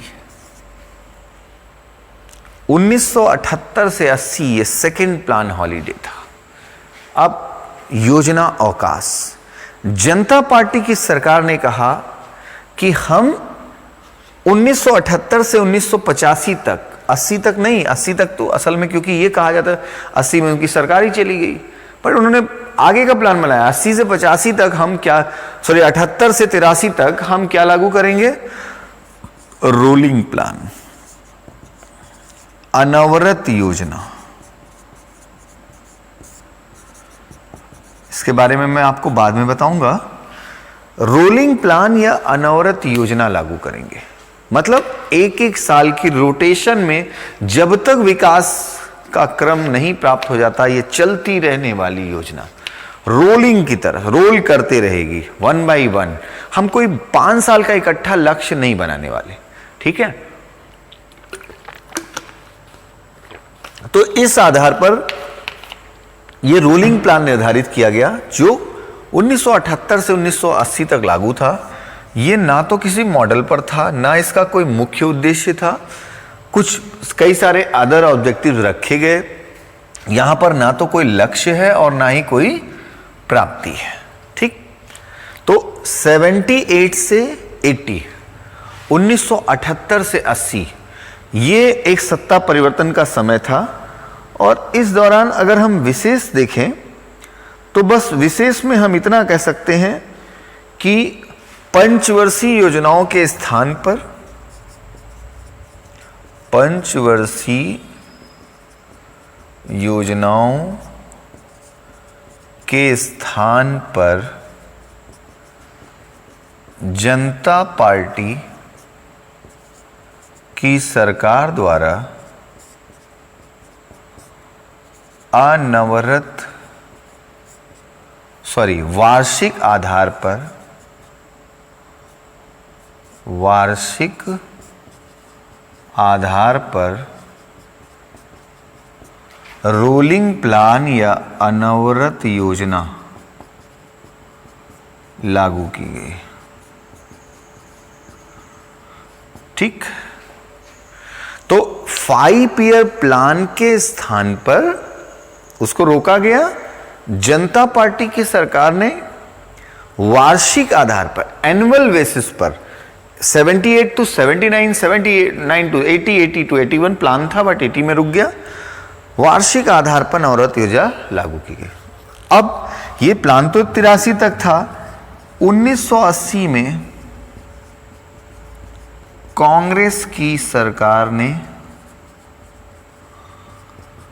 इसे रोक दिया। इन्होंने उनकी योजना को रोका था, उन्होंने इनके रोलिंग प्लान को रोक दिया, बदला ले लिया, ठीक है? राजनीति में ऐसा चलता रहता है, ठीक? और इसके बाद आई छठी पंचवर्षीय योजना, 6 5 ईयर प्लान, 6 5 ईयर प्लान या छठी पंचवर्षीय योजना।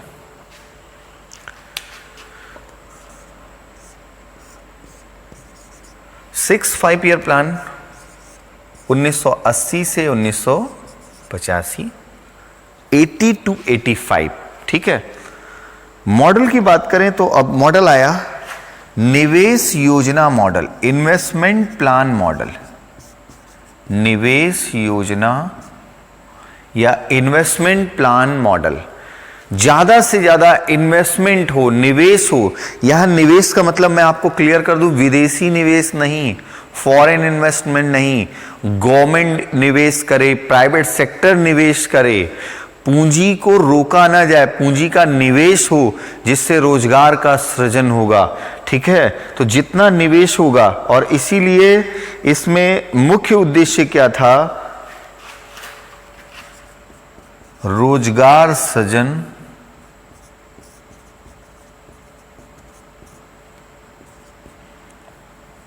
व गरीबी दर में कमी लाना। ठीक है, एम्प्लॉयमेंट क्रिएशन व गरीबी व बेरोजगारी में कमी लाना। जब हम एम्प्लॉयमेंट, सीधी सी बात है कि आज आप देखिए सरकार कह रही है प्रवासी मजदूर जो आए हुए हैं उनको हम यहीं पर रोजगार देंगे, तो सरकार रोजगार कैसे देगी? वो प्राइवेट सेक्टर से भी कह रही है कि आप कुछ ऐसा करो। मतलब सरकार और प्राइवेट सेक्टर इन्वेस्टमेंट करेंगे, निवेश करेंगे यहीं पर, यूपी में, बिहार में निवेश होगा और बड़ी बड़ी फैक्ट्रियां, छोटी फैक्ट्रियां, ऐसे तमाम चीजें लगाई जाएंगी जिसमें उनको रोजगार दिया जाएगा, जिससे उनको फिर से सूरत, अहमदाबाद, दिल्ली, बंबई, बेंगलोर ऐसी जगहों पे जाने की आवश्यकता ना हो। ठीक है, ये उनके सामने ऑप्शन होगा। तो उस समय उसी तरह के निवेश योजना के मॉडल को लाया गया कि ज्यादा से ज्यादा लोगों को प्रेरित किया जाएगा, सरकार ज्यादा से ज्यादा निवेश करे, प्राइवेट सेक्टर ज्यादा से ज्यादा निवेश करे, जिससे कि बड़ी बड़ी यूनिट्स या बड़ी बड़ी इकाइयां, छोटी छोटी इकाइयां सब स्थापित हों और जिससे रोजगार सृजन होगा। और जब एम्प्लॉयमेंट क्रिएशन होगा तो बेरोजगारी में कमी आएगी, गरीबी दर में अपने आप कमी आएगी। ठीक है, तो बिल्कुल उस टारगेट के अकॉर्डिंग चले। ठीक, अब अगर हम देखें कि इस योजना के दौरान विशेष क्या रहा, तो इस योजना के दौरान बड़ी पैमाने पर ग्रामीण क्षेत्र को टारगेट किया गया। ग्रामीण क्षेत्र की गरीबी दर में कमी लाने के लिए अनेक कार्यक्रम प्रारंभ किए गए। अनेक कार्यक्रम प्रारंभ किए गए। For example IRDP, integrated rural development programme, समन्वित ग्रामीण विकास कार्यक्रम। ठीक है, इंटीग्रेटेड रूरल डेवलपमेंट प्रोग्राम। ठीक, तो इस योजना के दौरान रोजगार गारंटी योजना या फिर एम्प्लॉयमेंट क्रिएशन से रिलेटेड प्लान, और स्पेशली रूरल एरिया को बड़ा टारगेट किया गया, क्योंकि अभी भी भारत का अधिकतर क्षेत्र कौन सा था? ग्रामीण भारत था। ठीक है, तो उसका विकास का टारगेट किया गया। अब इस योजना के दौरान अगर हम लक्ष्य और प्राप्ति देखें तो अच्छा रहा है। 5.2% टारगेट था और 5.4% प्राप्ति रही। यानी पिछली असफलताओं को अगर छोड़ दें तो अब हम लोग किस तरफ बढ़ गए? सफलता की ओर बढ़ गए। ठीक है, अब हम आते हैं 7th 5 ईयर प्लान। ज्यादा से ज्यादा योजनाओं को कम से कम एटलीस्ट 12 में 10 योजनाएं तो हम लोग कर ही लें, बाकी उसी आधार पर आप 11 और 12 कंप्लीट कर लीजिएगा। ठीक है, 10 योजनाएं तो कम से कम हम लोग अपने इस लेक्चर के दौरान पूरी कर लें। बच्चों, कई बार ऐसी परिस्थितियां आती हैं कि व्यक्ति, अभी मैंने कहा कि जब आप टारगेट डिसाइड करते हो इनपुट का, आउटपुट के बारे में तभी आप सोच सकते हो। और कई बार ऐसा होता है कि आप अपने आउटपुट के अकॉर्डिंग इनपुट जो है उस समय नहीं कर पाते हो। ठीक है, आज दिन में बहुत सारी दिन भर मेरी रिस्पॉन्सिबिलिटीज़ थी। कुछ जो है अपनी जो इमरजेंसी रिस्पॉन्सिबिलिटीज़ जिनको कहते हैं, हाँ, तो ऐसी रिस्पॉन्सिबिलिटीज़ जो है, जैसे पापा को जो है थोड़ा मेडिकल प्रॉब्लम हुई थी, जो है यूरिन से रिलेटेड थी, तो अब डॉक्टर के यहाँ जाना, फिर वहाँ तमाम चीज़ें आजकल आप जानते ही हैं, तो देखना, ये सब करना। तो उसके बावजूद भी ये दिमाग में था कि इवनिंग टाइम तक मैं फ्री हो जाऊंगा और आज का शेड्यूल मैं इवनिंग में रखूंगा। अभी मैं आपसे आपकी क्लास ले रहा हूं और प्रेजेंट टाइम 8 बजने वाला है, रात के 8 बजने वाला है। 6 प्लान हम डिस्कस कर चुके हैं, अभी 4 प्लान हमें डिस्कस करना है। ठीक है, लेकिन दिन भर तमाम अलग अलग तरह की रिस्पॉन्सिबिलिटी के साथ आज मैंने वहां पर व्हाट्सएप पे रखा कि हाँ मैं पेपर भेज दूंगा, यहाँ से मैं सिविल वालों को सीसेट का पेपर भेज दूंगा, वहीं से मैंने पॉलिटी का पेपर भेज दिया, या जो भी करना है वो कर दूंगा, सब मैं वहीं से मोबाइल से कर रहा था। ठीक है, और इसके बावजूद मुझे ये लग रहा था कि मैंने इंडियन इकोनॉमी का जो लेक्चर 4 है उसे मैंने आज बोला हुआ है, तो आज की डेट अगर 20 जून है तो आज 20 जून को वो कंप्लीट हो जाना चाहिए। मेरी ये कोशिश है कि वो आज की डेट में हो जाए, अदरवाइज कल 21 हो जाएगा और कल संडे होगा। ठीक है, तो हम आज की ड्यूटी अपनी आज पूरी कर लें। लेकिन ज्यादातर बच्चे अगर ऐसा सोचें, हम सिर्फ आपसे कहते नहीं, हम खुद करते हैं, तब हम आपसे अपेक्षा करते हैं। ज्यादातर बच्चे भी ऐसा सोचें कि आज हमने ये एक्सरसाइज नहीं करी है, आज की डेट में ये कर लेना है, आज हमने ये वीडियो लेक्चर नहीं देखा है, आज की डेट में ये देख लेना है, आज हमने ये नोट्स नहीं बनाया, आज की डेट में ये कर लेना है। अगर ऐसा कर लोगे तभी आप आउटपुट का सोच सकते हो, अदरवाइज नहीं। सोचना बेईमानी है, इस चीज को मैं कह रहा हूं। तो इसलिए कि कई बार ऐसा लगता है कि हमारे सामने, मुझे बड़ा अजीब लगता है कि कुछ लोग जो है वो लिखते हैं कि सर हमारे यहाँ ये था, हम इसमें इस काम में फंस गए, उस काम में फंस गए, इसलिए हम टेस्ट नहीं दे पाए। अरे यार, पहले से इंफॉर्मेशन है आपके पास, आप मैनेज नहीं कर। कुछ लोग तो 2 मिनट का जो वॉइस मैसेज है उसको भेजने में एक्सक्यूज देते हैं। यार शर्म आनी चाहिए आपको, ठीक है, शर्म आनी चाहिए। अगर ऐसा कोई भी, तो कैसे वो रिजल्ट की अपेक्षा करेगा, कैसे आउटपुट की अपेक्षा करेगा, कैसे सफलता वाली दर प्राप्ति की अपेक्षा करेगा। सीधे ये सब आपसे जुड़ा हुआ है, कुछ अलग से नहीं आया है। ठीक है, तो 6 पंचवर्षीय योजना हम लोग डिस्कस कर चुके हैं। अब जल्दी से आगे बढ़ते हैं 7th 5 ईयर प्लान की ओर। 7th 5 ईयर प्लान 1985 to 90, 1990, 85 से 90। अगर हम मॉडल की बात करें बच्चों यहां पर, तो एक नया मॉडल आया, लॉन्ग टर्म डेवलपमेंट मॉडल। अभी आते हैं इस पर, दीर्घकालीन विकास model, long term development model या दीर्घकालीन विकास मॉडल। दीर्घकालीन कैसे था? 15 वर्षीय लक्ष्य के आधार पर। ठीक है, मतलब इससे पहले जो 6 पंचवर्षीय योजनाएं आई उसमें सिर्फ एक लक्ष्य होता था, 5 साल में हम 5.4, 2.5 जो भी है हम प्राप्त करेंगे। यहां पर भी 5 वर्ष का ही ये टारगेट था, लेकिन वो 5 वर्ष का टारगेट किस पर आधारित था? 15 वर्ष पर। मतलब 1985 में, 1985 में हमने वर्ष 2000 का एक टारगेट बना लिया। ठीक, एक 2000 ईयर 15 साल बाद का एक टारगेट बना लिया।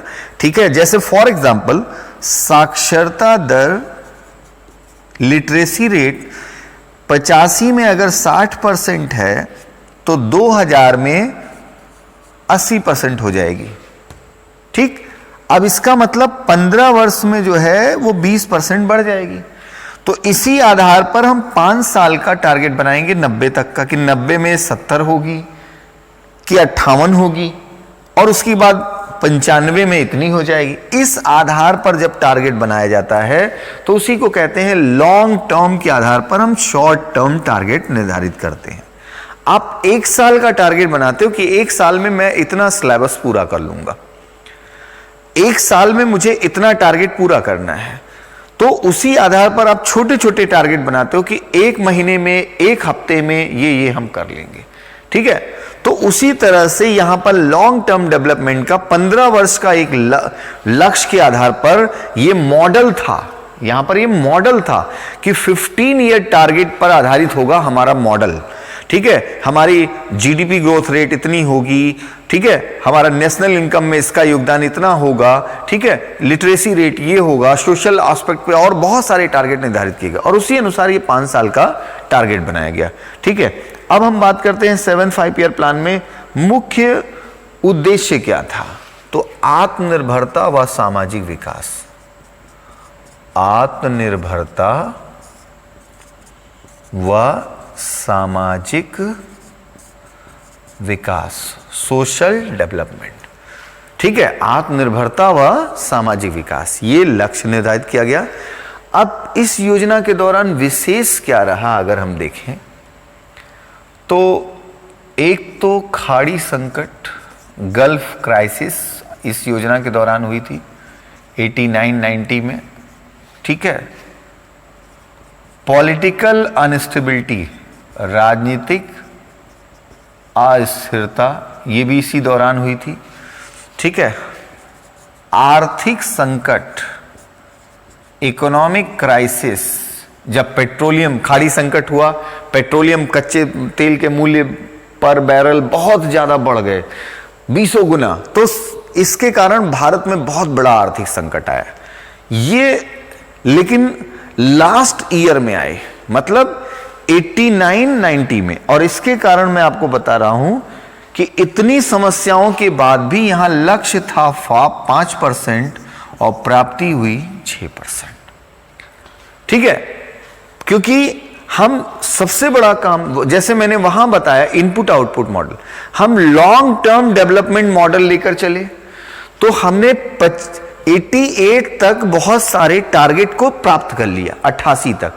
तो 88-89 तक जब हमने टारगेट प्राप्त कर लिया, तो 89-90 में जो ये प्रॉब्लम आई, उसका प्रभाव बहुत अधिक हमारे आर्थिक विकास दर पर नहीं पड़ा इस योजना के दौरान, ठीक है। वो प्रभाव 90 तक, 90 के लास्ट में 91 में जाकर दिखाई पड़ा, लेकिन इसका जो लक्ष्य था वो प्रभावित नहीं हुआ, और 5% हमारा टारगेट था और प्राप्ति हुई, ठीक। लेकिन अब अंतिम वर्ष जो था 89-90 वो प्रभावित हो गया, और सबसे बड़ा कारण बना राजनीतिक अस्थिरता, ठीक है। पॉलिटिकल अनस्टेबिलिटी हो गई। अब ऐसे में कोई योजना लागू हो पाएगी अगली, जब तक अब प्रधानमंत्री रहेगा कि जाएगा, ये मंत्रिपरिषद रहेगी कि जाएगी, कुछ निश्चित ही नहीं है, तो ऐसे में कोई योजना लागू हो पाएगी? नहीं हो पाएगी। इसीलिए इसके बाद थर्ड प्लान हॉलीडे, तीसरा योजना अवकाश, थर्ड प्लान हॉलीडे 1990 से 92, फिर कोई योजना लागू नहीं हुई, कोई मॉडल नहीं, कोई मुख्य उद्देश्य नहीं, कोई लक्ष्य नहीं, कोई प्राप्ति नहीं। विशेष है 90 से 92, 1991 में डॉक्टर मनमोहन सिंह के द्वारा आर्थिक सुधार प्रारंभ, ठीक है। 1991 में आर्थिक सुधार प्रारंभ हो गए। 1991 की औद्योगिक नीति में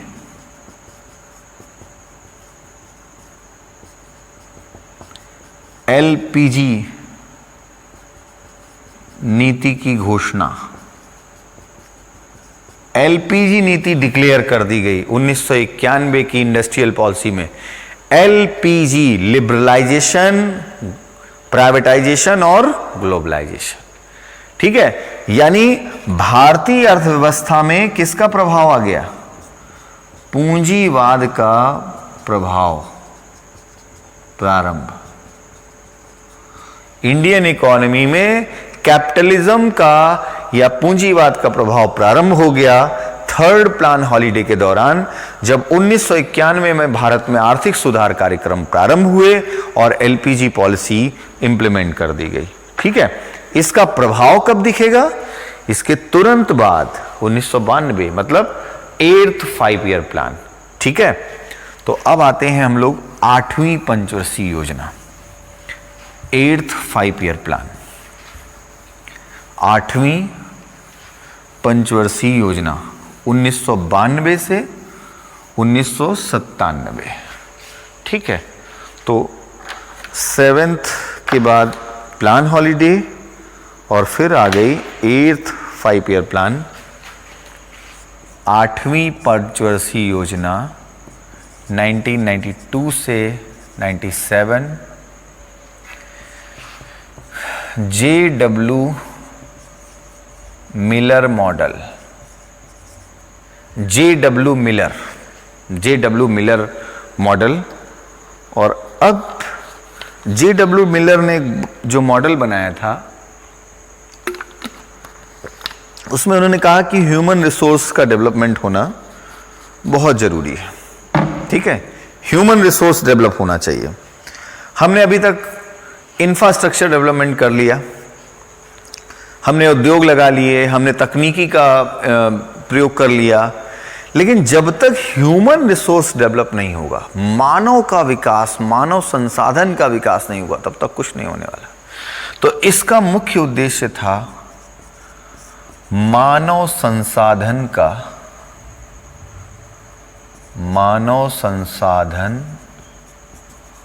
का विकास, डेवलपमेंट ऑफ ह्यूमन रिसोर्स। ठीक है, मानव संसाधन, human resource development, skill development. आज देखिए, आज हमारी मोदी गवर्नमेंट 2014 से क्या कर रही है? स्किल डेवलपमेंट, ज्यादा से ज्यादा लोगों की स्किल डेवलपमेंट हो। ये बात अलग है कि बहुत सारे लोगों का स्किल केवल पेपर में डेवलप है, ऑन पेपर डिग्री है, वास्तविक रूप से स्किल कुछ है ही नहीं। उसके बाद कहते हैं बेरोजगार है। वास्तविकता तो ये है ना, ठीक है, डिग्री है, ये डिग्री का तो पूछो मत। ठीक है, बैचलर, मास्टर और तमाम डिग्रियां हैं, लेकिन वो डिग्री है, उसका स्किल नहीं है, उसकी योग्यता नहीं है। अब ऐसे में वो अपेक्षा क्या करेगा? जो भी अपेक्षा सबके बराबर करेगा, और परिणाम क्या होगा? बेरोजगारी। ठीक है, तो ये बहुत बड़ी समस्या है जब तक स्किल नहीं डेवलप हो। आज भी बहुत सारे स्टूडेंट्स जो है, जब भी कोई टेस्ट होता है, आज टेस्ट की इंफॉर्मेशन चली गई कि टेलीग्राम चैनल पर आपका कल एक टेस्ट होने वाला है। टेस्ट के समय मेरे पास मैसेज आता है, सर टेलीग्राम लिंक दे दीजिए। तब उनको पता चलता, अरे इसके लिए लिंक की चाहिए होगा। आज मैसेज हुआ, कल वो टेस्ट के पहले पूछ रहे हैं। कितने ऐसे कैंडिडेट्स हैं जिनके पास लैपटॉप है, कंप्यूटर है, लेकिन फिर भी मोबाइल में आंख फोड़ रहे हैं। वो अपनी बहुत सारी चीजों को लैपटॉप में यूज कर सकते हैं, बहुत सारे पेपर्स को लैपटॉप और पीसी में, कंप्यूटर में ओपन कर सकते हैं, लेकिन मानव संसाधन का विकास नहीं हुआ है। यहां से अभी गजोदर हैं, सुकई हैं, बुधई हैं, रमई हैं, अभी यहां से डेवलपमेंट नहीं हुआ है। बस खाली हाईफाई मोबाइल आ गया, हाईफाई सिस्टम आ गया, कपड़े आ गए, दिमाग से डेवलपमेंट हुआ ही नहीं है। तो ऐसे में क्या होगा? उसका उपयोग नहीं होगा, उसका जब उपयोग ही नहीं, उसका जो उत्पाद है वो आप प्राप्त कर ही नहीं पाओगे। और यही तो हुआ, हम बड़े बड़े संसाधन लगा लें, बड़ी बड़ी फैक्ट्रियां लगा लें, बहुत मॉडर्न टेक्नोलॉजी लेकर चले आए, लेकिन उसका उपयोग नहीं कर पाएंगे तो क्या होगा? सीधी सी बात, आप समझ सकते हैं, आउटपुट नहीं होगा। सेम ऐसा ही यहां भी हुआ। तो इसलिए J.W. मिलर ने मॉडल बनाया। इससे पहले जो हुआ मैं बता रहा था कि मानव संसाधन का विकास होगा तो हमारे भौतिक संसाधन का, फिजिकल रिसोर्सेस का उपयोग अच्छे से होगा, उत्पादकता बढ़ेगी, और फिर जो है हम अपने आर्थिक विकास दर को और अधिक बढ़ा सकते हैं, आर्थिक और सामाजिक विकास हम कर सकते हैं। इस योजना के दौरान विशेष क्या रहा, अब उस पर आते हैं। तो LPG नीति लागू हो गई, घोषणा हुई थी, लागू करके, ठीक है, यह लागू कर दी गई। LPG नीति पूर्ण रूप से, टोटली लागू कर दी गई। ठीक, दूसरा, इस दौरान विशेष क्या रहा, इस पर आते हैं। तो आर्थिक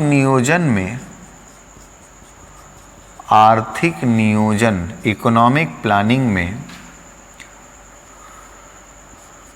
विकेंद्रीकरण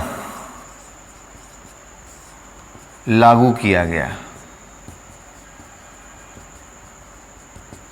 डिसेंट्रलाइजेशन इन इकोनॉमिक प्लानिंग। अब ये थोड़ा सा बस 2 लाइन में आपको समझना होगा, ठीक है, कि डिसेंट्रलाइजेशन इन इकोनॉमिक प्लानिंग क्या है। आप देख रहे हैं कि जो योजना आयोग योजनाओं को बनाएगा, कैबिनेट के पास जाएगी, वो पहले यही तो था ना, एनडीसी की बैठक हुई, एनडीसी में सब जानते ही किसका प्रभाव था। तो राज्यों को बहुत सारी योजनाओं या बहुत सारी चीजों में धन के मामले में उनको अधिकार नहीं थे। इस योजना के दौरान राज्यों को भी अधिकार दिया गया कि वो इकोनॉमिक प्लानिंग के तहत मतलब योजनाओं को अपने तरीके से लागू कर सकते हैं, अपने ढंग से उसको लागू कर सकते हैं। योजनाओं को लागू करने में स्वतंत्रता दी गई, ठीक है। इकोनॉमिक प्लानिंग के सेक्टर में उनको फ्रीडम दी गई, उनको शक्ति दी गई, पावर्स डिसेंट्रलाइज हुई, पावर्स जो है वो डिस्ट्रीब्यूट हुई, इसीलिए कहते हैं विकेंद्रीकरण लागू हुआ, ठीक है। अब इस योजना के दौरान एक और इंटरेस्टिंग सा विशेष है कि पीसी के 3 पदेन अध्यक्ष हुए।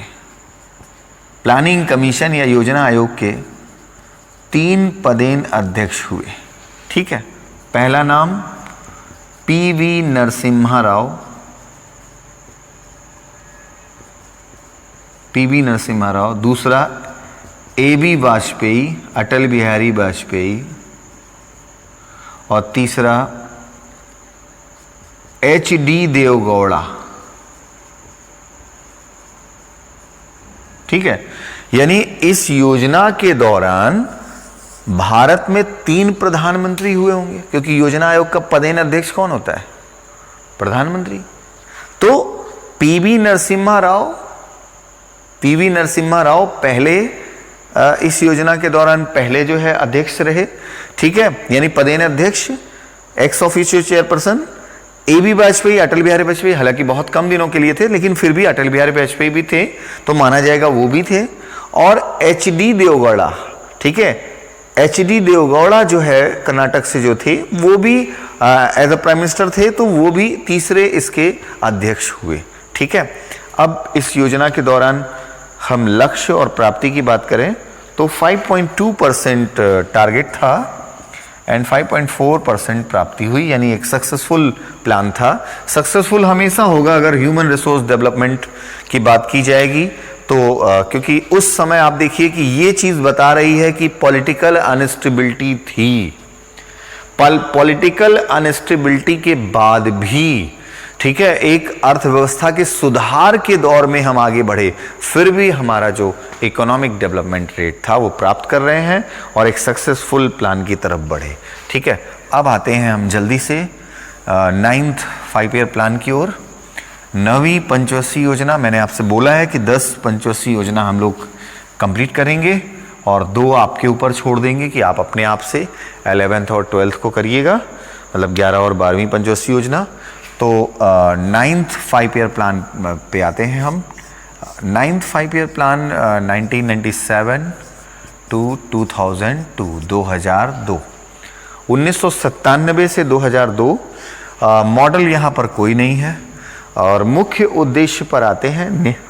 मुख्य उद्देश्य जो है वो न्यायपूर्ण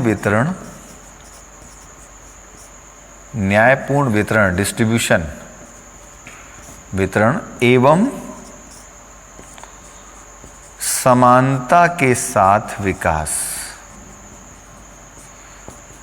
डेवलपमेंट विद इक्वलिटी। इससे पहले आपने देखा था स्थिरता के साथ विकास आया था, अब क्या आया? समानता के साथ विकास। यानी अभी भी समाजवाद का प्रभाव दिख रहा है, जबकि पूंजीवाद का प्रभाव बढ़ चुका था। लेकिन क्यों? क्योंकि हमारे यहाँ भाई सीधी सी बात है कि लोकतंत्र है, डेमोक्रेसी है, लोगों का वोट भी लेना है, तो कहीं ना कहीं उस नीति को छोड़ नहीं सकते, हमें चलना ही पड़ेगा। तो कभी भी हम ये नहीं कह सकते समाजवाद को बिल्कुल से छोड़ दें, ऐसा नहीं हो सकता। तो न्यायपूर्ण वितरण, जस्टिसेबल अगर डिस्ट्रीब्यूशन की बात की गई है, डेवलपमेंट विद इक्वलिटी, ठीक है। मतलब जैसे फॉर एग्जांपल न्यायपूर्ण वितरण क्या है? जैसे फॉर एग्जांपल कि उद्योगों का एक सेक्टर ही डेवलप, सिर्फ उद्योग बॉम्बे में हो, सूरत में हो, अहमदाबाद में हो, तो फिर क्या होगा? आप देखिए कितनी बड़ी समस्या आ गई, पोलराइजेशन हो गया। अभी अगर वो सब जगह होते तो इतनी भगदड़ मस्ती नहीं होता ना ऐसा। तो यही जरूरत है कि इंडस्ट्रियलाइजेशन जो है समानता के साथ चारों तरफ उसका डिस्ट्रीब्यूशन जो है वो लगभग बराबरी के स्तर पर होना चाहिए। कोई एक सेक्टर को ही बढ़ावा क्यों दिया जाता है, कोई एक क्षेत्र को ही बढ़ावा क्यों दिया जाता है? ये अगर ऐसा हुआ तो कहीं ना कहीं समस्या आएगी। गवर्नमेंट भी कोई फैक्ट्री खोल रही तो वहीं पे खोलेगी, प्राइवेट सेक्टर भी खोलेगा तो वहीं पे खोलेगा, मतलब क्या है फिर? तो सभी क्षेत्रों का विकास कैसे हो पाएगा, सबको हम बराबर से रोजगार कैसे दे पाएंगे, उसकी जरूरत है। इसी मुख्य उद्देश्य को लेकर यहां पर चले। समानता के साथ विकास, ये दोनों एक दूसरे से जुड़ी हुई हैं। डेवलपमेंट सिर्फ एक वर्ग का हो तो कोई मतलब नहीं है, इक्वलिटी के साथ हो, ठीक है। अगर हम इस योजना के दौरान विशेष की बात करें तो इस योजना के दौरान विशेष बच्चों ये रहा, निजीकरण की प्रक्रिया में बहुत वृद्धि हुई, क्योंकि एलपीजी नीति का जो इम्प्लीमेंट हुआ था उसका प्रभाव अब दिखा। इस योजना के दौरान निजीकरण की, प्राइवेटाइजेशन की प्रोसेस बहुत तेजी से हुई। इंडिया में प्राइवेट सेक्टर या प्राइवेटाइजेशन, बैंकों का तेजी से उनकी ब्रांचेस का बढ़ना या तमाम सर्कुलेशन बढ़ना, ऐसा यहाँ पर हुआ, ठीक है।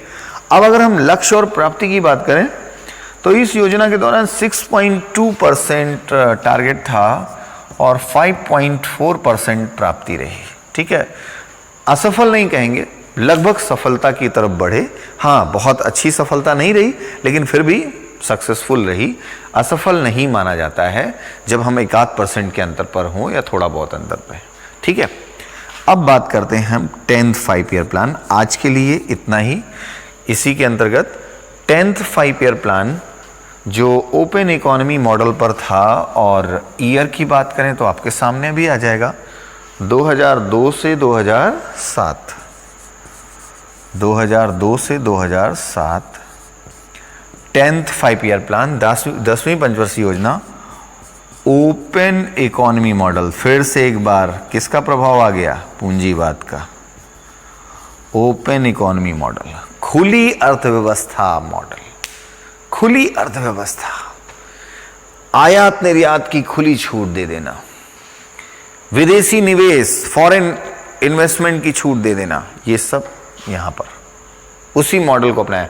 क्यों? क्योंकि अब फिर से समय आ गया था कि हमें भारत में अर्थव्यवस्था का विकास करने के लिए फॉरेन एड की, फॉरेन जो पूंजी निवेश या कैपिटल इन्वेस्टमेंट की जरूरत थी। तो फिर से आयात निर्यात को पूरी तरह से ओपन करने की, अब वर्ल्ड ट्रेड ऑर्गेनाइजेशन का ऐसा प्रेशर भी था, पहले से ही था, और कहीं ना कहीं उस पर हम आए।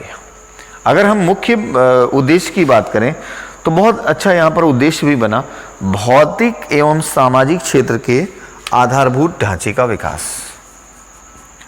भौतिक एवं सामाजिक क्षेत्र के आधारभूत ढांचे का विकास, ठीक है। Development of physical and social infrastructure. समझ गए होंगे आप इस बात को।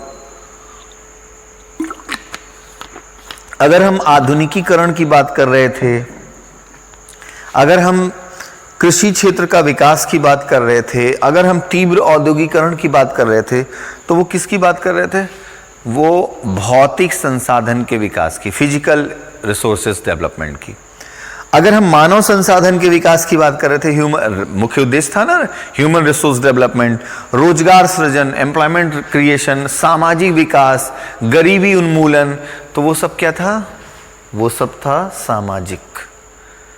तो हम किसी योजना में एक का विकास कर रहे हैं, किसी योजना में दूसरे का विकास कर रहे हैं। यहां क्या कहा गया? भौतिक और सामाजिक। टेक्नोलॉजी का डेवलपमेंट हुआ तो भौतिक हुआ, ह्यूमन रिसोर्स डेवलपमेंट हुआ तो क्या हुआ? सामाजिक हुआ। दोनों के इंफ्रास्ट्रक्चर डेवलपमेंट की बात की गई। दोनों का, भौतिक और सामाजिक दोनों का संतुलित विकास नहीं होगा तब तक हम आर्थिक विकास नहीं कर सकते। तो उसी की बात की गई यहां पर कि फिजिकल रिसोर्सेज का भी डेवलपमेंट होना चाहिए, फिजिकल इंफ्रास्ट्रक्चर, बिल्डिंग बनना, सड़क बनना, टेक्नोलॉजिकल डेवलपमेंट होना, फिजिकल भी होना चाहिए और ह्यूमन भी होना चाहिए। उसी के अकॉर्डिंग ह्यूमन स्किल डेवलपमेंट होना चाहिए। क्योंकि अगर ह्यूमन स्किल डेवलपमेंट नहीं हुआ, आज क्या हुआ? व्यक्ति कपड़े से स्मार्ट हो गया, मोबाइल से स्मार्ट हो गया, दिमाग से वही पिछड़ी मानसिकता है, दिमाग से वो स्मार्ट नहीं हो पाया। एक बहुत बड़ी प्रॉब्लम है। अगर दोनों स्मार्टनेस साथ साथ चले तो डेवलपमेंट अपने आप दिखाई पड़ेगा। लेकिन आज आप देख लीजिए, ज़्यादातर हम जब ज़्यादातर कॉम्पिटिटर्स को देख रहे हैं कि हमारे बहुत सारे कॉम्पिटिटर्स, वो उनको देखेंगे आप तो देखने में बहुत स्मार्ट लग रहे हैं, सब कुछ है, लेकिन जहां बोल दिया, जहां वो काम करने की बात आई, बस यहां का जो डेवलपमेंट है वो नहीं हुआ। क्योंकि यहां का डेवलपमेंट उन्होंने अपने इस डेवलपमेंट और इस डेवलपमेंट, मोबाइल के डेवलपमेंट जो है या ऐसी टेक्नोलॉजी के डेवलपमेंट के अकॉर्डिंग अपने को नहीं, अगर आप नहीं करोगे तो कैसे काम चलेगा। आज हम लोग देखिए कि अगर ये ऑनलाइन फैसिलिटीज से नहीं जुड़े होते तो आज क्या स्थिति होती आपकी, आप कंपटीशन से बाहर हो गए होते। आज इसी कारण से आप कंपटीशन में हो क्योंकि इनसे जुड़े हुए हो आप, अदरवाइज आप समझ सकते हैं कि आप बाहर हो जाते। ठीक है, अब बात करते हैं हम विशेष यहां पर। तो देखिए यहां पर आयात निर्यात में भारी वृद्धि हुई और सबसे बड़ी बात हुई एफडीआई में ग्रोथ। एफडीआई लिमिट कई सारे सेक्टर्स में बढ़ा दिया गया। ठीक, लक्ष्य था 8% का, प्राप्ति 7.8%, कहीं कहीं 7.9% भी मिलता है। तो एक सफल या सक्सेसफुल योजना रही। ठीक है, तो बच्चों अगर हम बोले यहाँ पर अभी फिलहाल इसको यहीं पर रोकते हैं। हालांकि आपको अपने आप से 11th 5 ईयर प्लान भी ऐसे ही करना है। अगर कोई मॉडल है तो मॉडल, अवधि, मॉडल, मुख्य उद्देश्य ऐसे ही आपको लिखना है 11th और ऐसे 12th, तो आपका ये कंप्लीट हो जाएगा। मैंने मैक्सिमम करा दिया है, समय काफ़ी हो रहा है। अभी रात के हम यहाँ पर देख रहे हैं 8:25 होने वाला है। ठीक है, और आपको हो सकता है लेट नाइट ये वीडियो मिले। ठीक, बट ये है कि हमने ये प्रयास किया है कि आज की डेट में आज का जो हमारी रिस्पॉन्सिबिलिटी थी उसको हम पूरा करें। और जो है एक वीडियो लेक्चर में जो, क्योंकि इकोनॉमिक प्लानिंग मेरा उद्देश्य था कि 2 वीडियो लेक्चर में हो जाए, तो उसको मैंने कंक्लूड करने की कोशिश की, पार्ट 1 एंड पार्ट 2। ठीक, अगले चैप्टर पर हम लोग आगे डिस्कस करेंगे, आगे नए चैप्टर के अंतर्गत एंटर करेंगे इकोनॉमी 5 में। ठीक है, और बच्चों अच्छे से आप इसको देखिए, समझिए और इसके बीच में आने वाली जो बातें आपसे जुड़ी हुई हैं उसको भी आप समझने का प्रयास करिए। किसी भी परिस्थिति में निराश होना स्वाभाविक है, निराशा को अपने ऊपर हावी होने देना ये स्वाभाविक नहीं है, ये हमारी प्रॉब्लम है। ठीक है, इसको ना होने दें। किसी भी हालत में, किसी भी तरह से, किसी भी निराशा से लड़ना है, उसकी ऐसी की तैसी। ठीक है, एकदम बिल्कुल दिमाग से ये रखना है। और हर सफल व्यक्ति किसी न किसी स्तर पे कहीं ना कहीं जो है वो उस लड़ाई को लड़ता है और तब वो आगे बढ़ता है। इस चीज़ को आप हमेशा ध्यान रखिए। अगर आपको लॉन्ग टर्म सक्सेस चाहिए तो लॉन्ग टर्म सक्सेस के लिए आपको ऐसी तमाम लड़ाइयों को लड़ना होता है और तमाम ऐसे उतार चढ़ाव चलते रहते हैं। ठीक है, बस ईमानदारी से अपना कर्तव्य जरूर करें। प्रॉपर आपको नोट्स इसके आधार पर बनाना है, जो आपको रिस्पॉन्सिबिलिटी दी जा रही है उसको आप पूरी करते रहिए। ठीक है, अपने तरफ से कोई कमी ना हो, अदरवाइज बहुत सारे रास्ते हैं, बहुत सारे माध्यम हैं, आपको बिल्कुल चिंता करने की ज़रूरत नहीं है। किसी भी एक पहलू को अपने लाइफ का पहलू मान लेना जो है वो बहुत बड़ी समझदारी नहीं है। बहुत सी पहलू होते हैं, ये जो हमें लाइफ मिली बहुत खूबसूरत, ठीक है, वो उसको इस तरह से करना है। 2020 में तो अब ये है कि 2020 का जो संघर्ष है उसको हम लोग जो है और ज़्यादा मजबूत होकर और अच्छे से अपनी इम्यूनिटी को बनाकर फालतू में इधर उधर ना निकलें बिल्कुल भी, और तमाम ऐसी एक्टिविटीज़ जो आपके लिए हार्मफुल होती हैं वो ना करें। ठीक है, क्यों? क्योंकि कहीं ना कहीं आप देखिए जैसे जैसे उसके खतरे बढ़ते जा रहे हैं, आपको अलर्ट रहने की ज़रूरत है। ठीक है, और प्रॉपर आपको हम ये इसीलिए पूरे दिन आप इंगेज रहो, आप इस तरह से कार्य करो।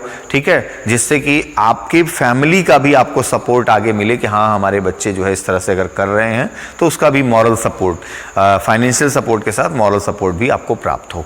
ठीक है, यही वो अवसर है जब आपके घर के लोग भी आपको देख रहे हैं कि आप कंपटीशन में क्या कर रहे हो, क्योंकि अभी तक वो नहीं देख पाते थे, आप तमाम तरह की चीज़ों में बिजी होते थे। अभी फुल टाइम आप घर में हो तो वो देख रहे हैं, तो उनको भी ये दिखे कि आप क्या कर रहे हो, तो वास्तविक रूप से उनका मॉरल सपोर्ट मिलेगा। तो थैंक यू बच्चों, आज की इकोनॉमी को आप एंजॉय करिएगा और उसके बाद फिर हमारे अगले चैप्टर्स जो है और नए तरीके से आपके सामने आएंगे। यहाँ तो केवल हम बंधे हुए थे फैक्ट्स में, तो इसलिए हमें यहाँ पर उससे ना तो इधर चलना था ना उधर चलना था। ठीक है, उसी के अकॉर्डिंग चलना था, बट अगले चैप्टर्स में आपको बहुत सारी नई चीज़ें प्राप्त होंगी। थैंक यू बच्चों।